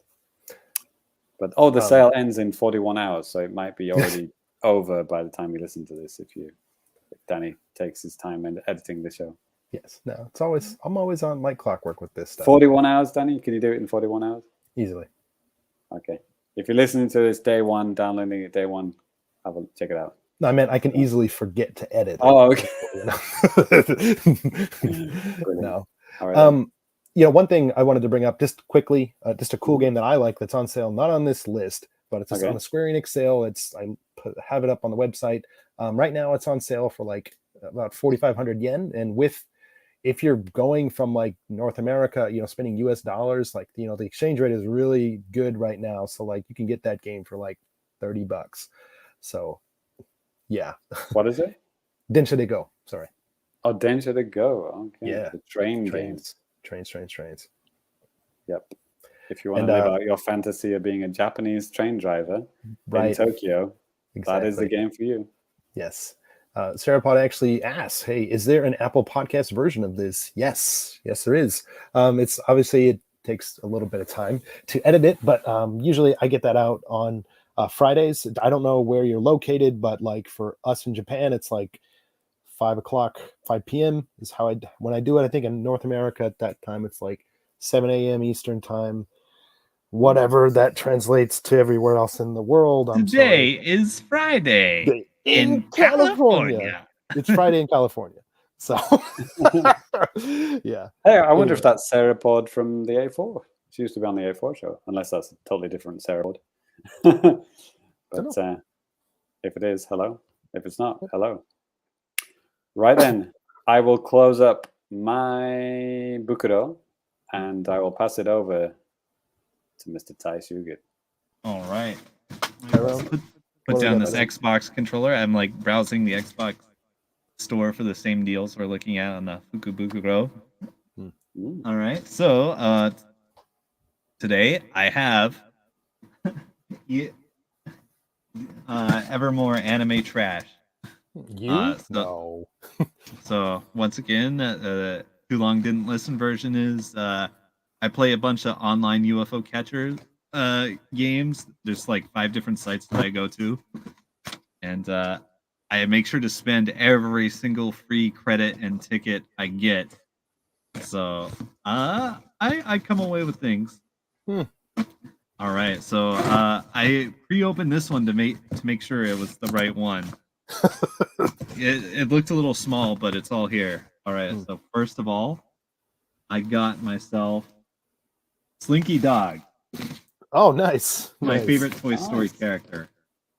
Yeah, and I got this guy for next to nothing. I love Slinky Dog. Rest in peace, Jim Varney.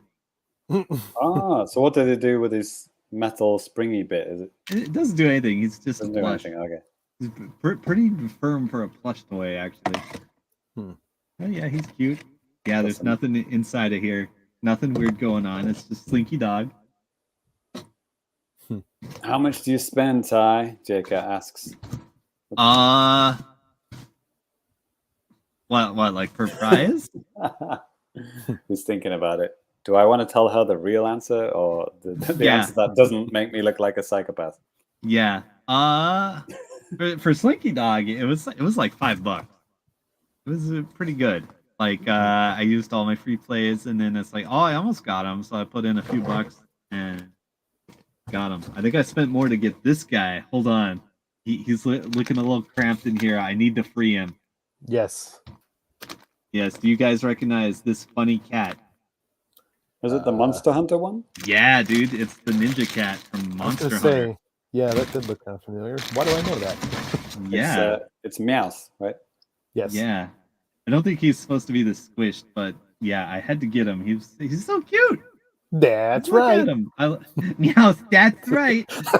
Man, if I played Monster Hunter and this cat fucking pulled up, like I would just turn the game off immediately. That's right. Yeah. They got dogs in the new Monster Hunter. It's great. You can ride on. Yeah, them. there was you could get both the cat and the dog.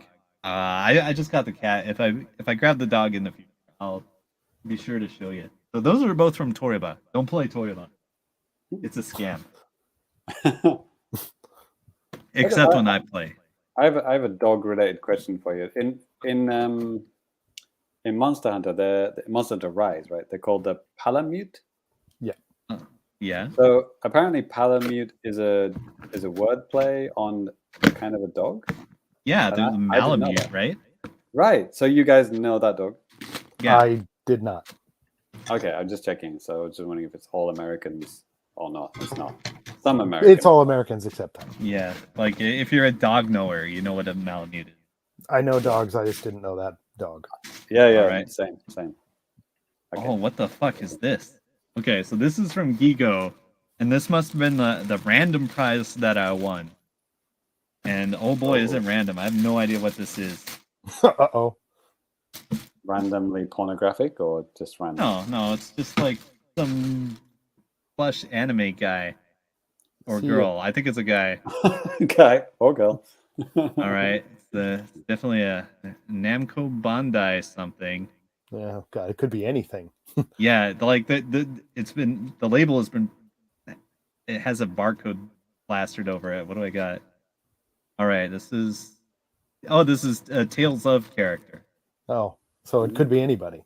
Yeah, it could be anybody. I don't know. If anybody really wants this plush anime guy, let me know. We can work something out.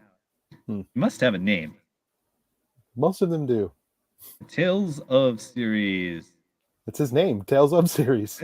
Tomo Nui, Volume 10. Okay. I have no idea.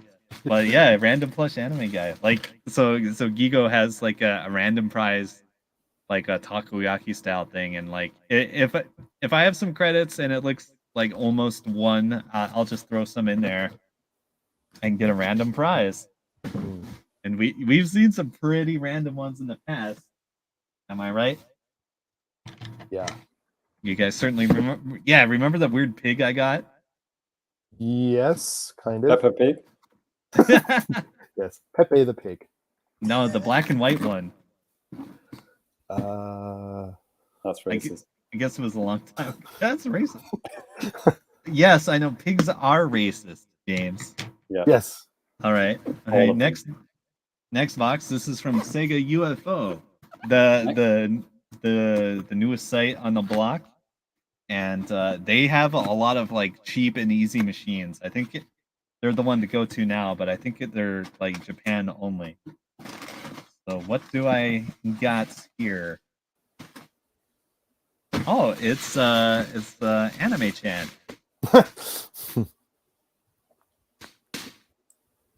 And a lot of fucking bubble wrap. Yeah, it's another Relax Time Rim. I have the set now. Again? Yeah. Right. Like I have the pink hair one, and this is the matching blue one. Okay. So yeah, it's the set. There it is. Yep. This is heavy, right? I thought it was just a small figure, but I guess I don't know. It came with some lead weights or something. Right. All right. As is tradition. But yeah, like I have a feeling since the Sega, the new Sega UFO site is actually really done by Sega. They're gonna outlet a lot of prizes through there. Like I've won remember last episode I had the big box of stuff. Those are all like from quote outlet machines, and they were like $1 to play and like super easy. Oh, okay. Yeah. By the way, I maybe I was kind of not paying attention earlier, but did you guys clarify this? JCat did said, how much do you spend per week on UFO catchers? Good if you're question. willing to disclose. I don't know. $50 maybe? Okay, that's not that bad. Like it depends. Like this week it's been like almost nothing, way less than that. And like a lot of these are free plays or like less than $10. Like this one was 100% free. $0, 0 yen. This What is is this? another Nausea, that visual novel game. Oh, that thing. Yeah, that's like, what's that company? Playism? Yeah, let's see. This is a Taito prize. The game is Nausea. I don't know. Yeah. I don't know what company even makes it, but yeah, now I have 2 of these characters. Huh. Yeah. I think there are more, right? I don't know if you... Don't know, man. You're asking the wrong guy. Man. Yeah. JCat's very persistent. So $200 a month? Maybe. Like I said, it depends. It's not a consistent thing. Have you ever won anything from these UFO catches? Have I? Never. It's worth asking. Yeah.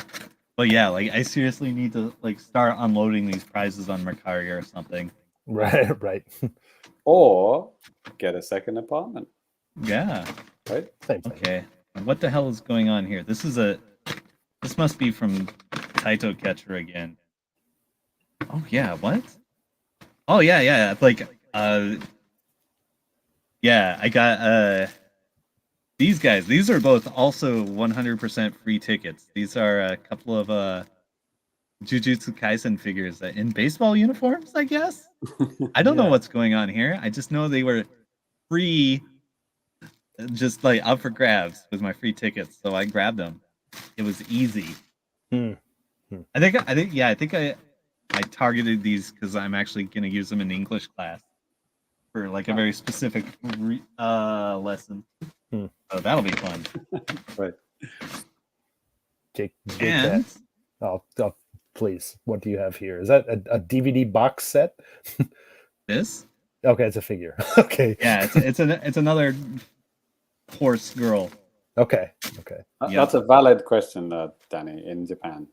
Yeah, DVD box set. I mean, it looked at this from the bottom. I was like, okay, that might be a DVD box set or something. Would be nice. They are still sold, you know. Yeah. So I guess I've got the whole set of these so far. I'll let you know how it goes. And I did check. I do have complete sets of the fucking quintuplets. God, with the swimsuits and the black dress ones. Yes, they're already dressed for my fucking funeral when these crash down on me. Right. Well, JCat also says, thanks a lot, Ty. I think you may have a problem. Well, I will counter that, and I would say, JCat, I don't think you have enough of a problem. This Boom, is roasted. content. Yes. This is quality content. All right, Yeah. last box. Genki also thinks that, yeah, so many boxes to unbox. A second apartment is needed. Lol. Yep. All right, let's go. Anime trash. All right, this box is also from Sega UFO.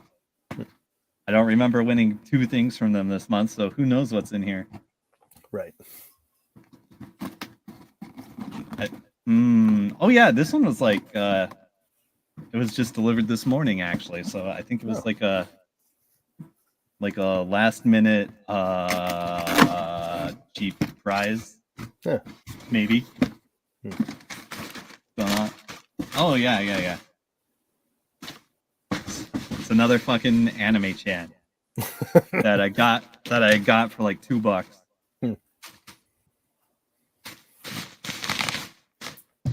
Yeah. Okay. Yeah. Okay. Like I'll spend more if there's like some prizes that I actually want, but like there's nothing. So like, yeah, like everything I just showed was definitely less than $50 to get. Right. Actually, Genki brings up a good point. Like, Ty, you must be best friends with the delivery guy. Yeah. They know me. Oh, yeah. Actually, like, the different UFO companies, they all use different shipping services. Right. Like, I was just about to ask that too. Yeah. Yeah, like the Sega UFO, they use Kuroneko. I think Taito and some others. They use Sagawa, and then like Tokyo Catch just uses like JP Post. Yep. Yeah. No, I'm the same, man. Like I know how it goes, because especially being, white guy in Japan. Yeah, if you live at a certain place for a long time, they'll notice you. If you're getting as much shit as you're getting, I mean, they'll notice you too. So yep. I have been noticed by Senpai. Yes. All right, so I think that's all the anime trash. Cool. Actually, that was an interesting time to ask how much I spend, because that was like one of the cheapest hauls I've ever had. Like 3 of those were like $0, and nice. like all the rest were like under 10. They're just like pocket change. Yeah. No, I know how it goes, man. Like sometimes I'll buy retro stuff on Mercari, and sometimes it's not cheap. But like, I posted this on Twitter, but like I picked up the custom Robo games on N64, and this was like less than 3,000 yen for both of these. I love that. As soon as they get added to the free N64 online service, Danny's like, yeah, I should buy those. Yes. Brilliant. But like, no, I was thinking, because like it's kind of weird, because they're Nintendo published and they're just not really in high demand. Like even on eBay, I don't even think they even go for that much. So could be a reason for that, mate. Could be. Now you can just try it out without having to buy it. Yes. I like having stuff. Ty, thank you for your service to the podcast, the country, the world. That's right. That's right. I'm a real American hero. Yes. Right. All right. Cool. Braver than the troops.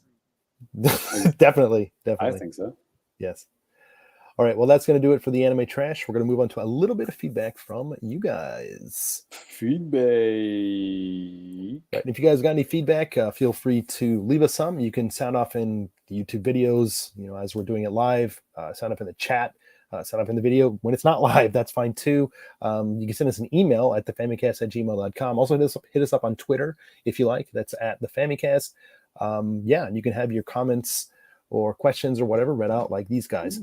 James, can you pull up what we got on Twitter? Yeah, we just had a brief one here, because just to give it a little bit of context, the Splatoon 3 download card, and we have a news article about that, was revealed in Japan, coming in mid-August. It's gonna cost how much is it? I think the price is on here. Yeah, it is.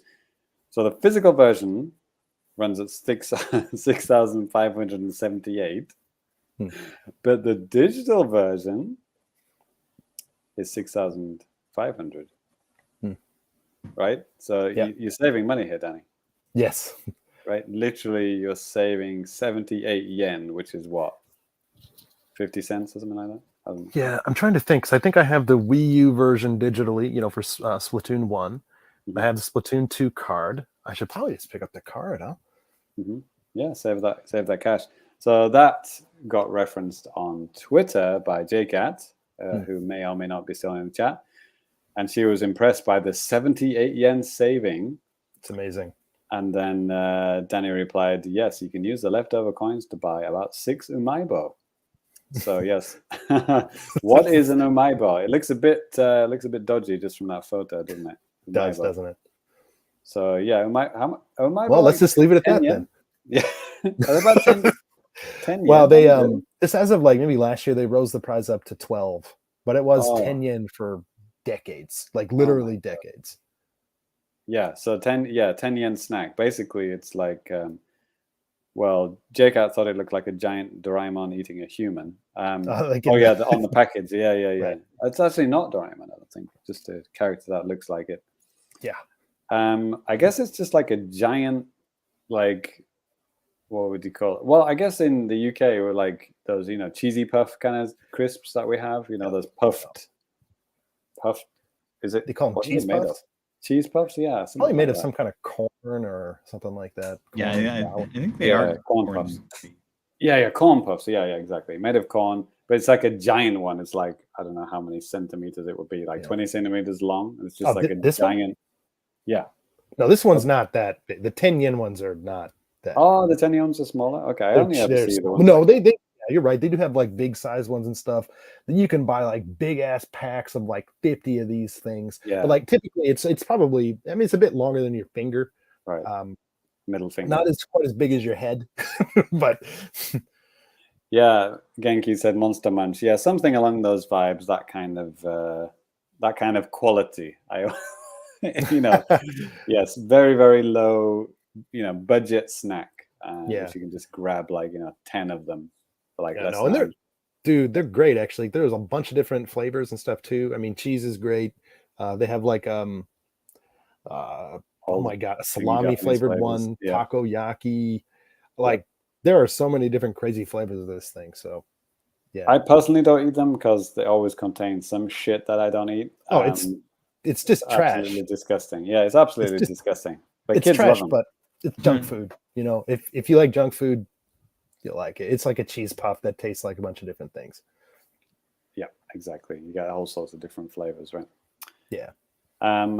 So yeah, a little bit of life in Japan tweet in there. Brilliant. Yeah. Danny, what about the old YouTube channel? Yeah, so we did get a comment from our good buddy Chariot Goblin on the last episode of the show, and he went on to say, "Hey, great show. Nintendo says that they have more N64 games coming to Switch Online, the expansion pack. Which ones would you like to see? Do you think they would be bold enough to acknowledge the 64DD?" Maybe. Yeah, so I guess we should also mention GoldenEye. We've heard rumors that it has been put on hiatus indefinitely because of the Ukraine-Russia conflict. Yeah, a lot of that, a lot of that game, a lot of that story is based in Russia. So yikes, yikes for that. But understandable. I mean, Jesus Christ, Advance Wars, a fucking brand new, full retail game, is also been, delayed / cancelled for the same reasons. So understandable that just a little download game like GoldenEye, even though it is an epic game. So yeah, rip in peace for now. But we're 1 month away from the 25th anniversary of GoldenEye. Yeah, true. We'll get a tweet if that. We'll get a tweet. Yes. No, I think, well, just to address his, Chariot Goblin's last question, do you think they being Nintendo, would be bold enough to acknowledge the 64DD? I think that the chances are low if we're going to see any N64DD stuff on the Nintendo Switch Online expansion pack. I mean, obviously the only two things that I think would be things that make the most sense, obviously X-Zero X expansion kit. I mean, that really expands that game, and you could do a lot more stuff when it comes to creativity and just like making things, it's really cool. And then maybe Goshen the Goshen. Giant. Yep. Yep. That game is not good though. So yeah. Mahjong. Yep. Brilliant. Not on 64 DD, but I just remember talking about GoldenEye for a second. I always I always remember this like TV ad for GoldenEye. Like I think I watched like a clip on YouTube or something. It's like an American TV ad, and it always ended with it was like one of those trailers where they tell you what scores it got on various like magazines and stuff like that. And it ended with like Rolling Stones give it 007 stars out of 5. And I'm like, what? It doesn't make any fucking sense. Perfect. The perfect movie, Danny. The perfect movie and the perfect game. Yes. 007 stars out of 5. Deal with it. You do the math. I can't. I don't even know what they're trying to say. Well, I know what they're trying to say, but they're doing a bad job. Do you want it to be 007 stars out of 10? You don't want that, right? You want it out of 5. No, that sounds awful. Yeah, exactly. Average at best. Yes. 7 stars out of 5. It's like fucking gold. Right. Right. So what were we talking about? Sorry, so other games that you guys would like to see on the N64 app. I mean, we did kind of talk about this at Banjo-Tooie. I want Banjo-Tooie on there because I never had it back in the day. Right. I mean, I think that's probably going to happen. I mean, they've already it's on Xbox. I think they'd be willing to bring it over. Bomberman 64, unless they did already and I didn't notice. They did not. Okay, Bomberman 64. Is that good? The multiplayer is good. The single player it's a little strange. Some people like it, some people don't. It has really cool fucking music though. Is there a Bomberman game on Switch Online, like SNES Online? Oh my god! Oh no, maybe I'm getting mixed up with like the new Bomberman Online game, that Battle Royale one. Right. Good question. That was called Bomberman or Online. Right. Yeah. One kind of weird thing that I noticed, and I think you don't have to be a genius to notice this either, but at least on the Japanese side of things for Nintendo Switch Online for the expansion pack, maybe it's I can't think of any exceptions, but like all the games that are on the service right now were published by Nintendo, with the exception of Winback. Everything else was published by Nintendo. So like, there's still quite a few glaring things missing, 1080 Winback, God, Wave Race, Donkey Kong 64, a couple of things like that. I mean, those type of things that's coming regardless. DK64, you said that, right? Yeah. Conquer, I don't think so. We have Majora's Mask and Ocarina of Time, right? We have both of those, right? Star Fox is on, Got Star Fox, got Kirby, Perfect Dark, Pokemon Stadium. I don't know if they would do that. You need a Game Boy for that? You can play without it, can't you? I think Perfect Dark? No, Pokemon Stadium. Yes. Wait, is Smash on there? No, it's not. So that probably Smash needs to be on there. Yeah, and then there's a bunch of licensed game on the N64 that there's no chance unless Nintendo really wants to throw down some money. But I kind of think they're trying to do this stuff on the cheap. I mean, it doesn't. I mean, you look at the stuff with the Famicom or NES stuff. It doesn't seem like they're going hard after too much stuff to get on the service. Like some of the stuff you see is just like, okay, I don't even know what this is. Or some nerd will come out of the woodwork and be like, this best game I've ever played. And it's like, sorry, dude, I've never heard of this. So, well, upon looking at that list now, I now want Smash. Because I for some reason, I thought Smash was already on it. It's not, is it? No. Yeah, N64 Smash is fun. I wonder if the online would be better than Ultimate. We'll see. N64 Smash 64 online versus Smash Ultimate online. Yeah. Yep. Yeah. I mean, it's kind of hard. I mean, what's wrong with the Pilot Wings has a weird history, right? There's something. And same for Wave Race. It's like licensing and stuff, isn't it? Yeah, Some kind of weird thing. Wave Race, it's like the jet ski But logo. they fixed that. They fixed that on the Wii, right? They put in Yeah. like not Kawasaki, but they put in just generic ads, right? Something like that, yeah.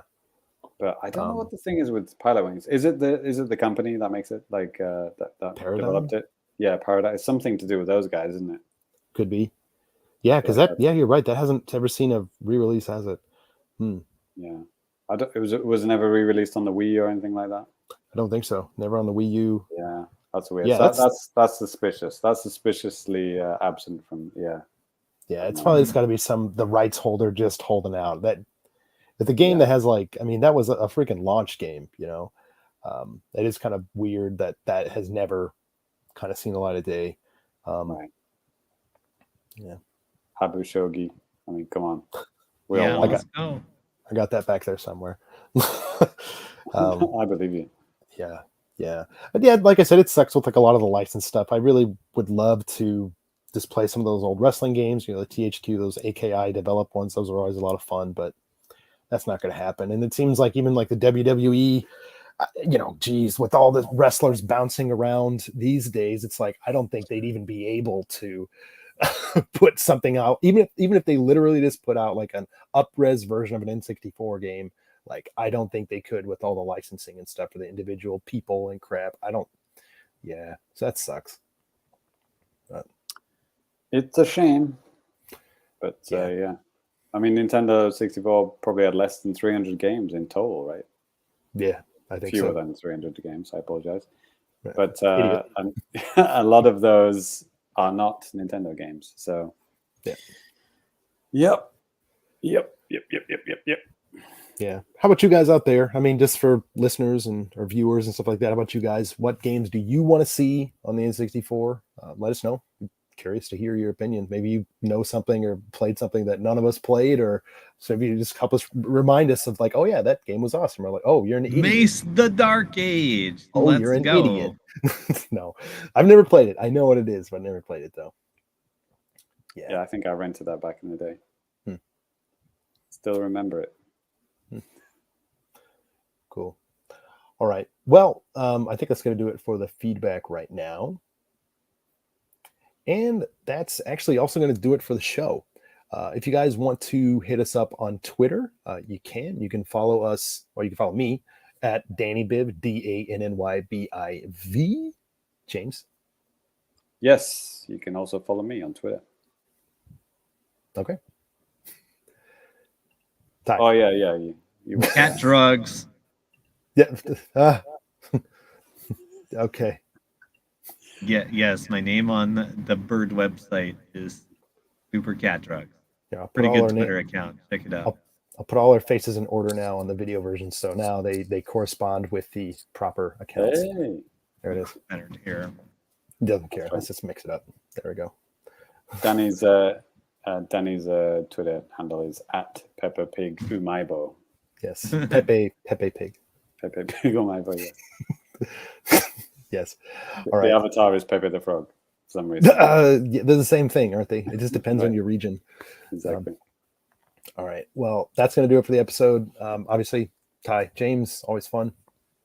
And people that got to join us in the chat live, thank you guys so much. Appreciate your comments. And we will catch all of you guys next time. Peace. Like and subscribe, or dislike and unsubscribe, whatever. Yeah, please don't cry. No, hey, seriously, leave some thumbs ups and stuff. Actually, I forgot to find the Ender. Here it is. Free Umaibo to the first commenter. Don't know where you're going to get them from, but you'll get them. Yeah, you can. This big powder. Yeah. Powder makes you hyper. All right. Peace. Boys.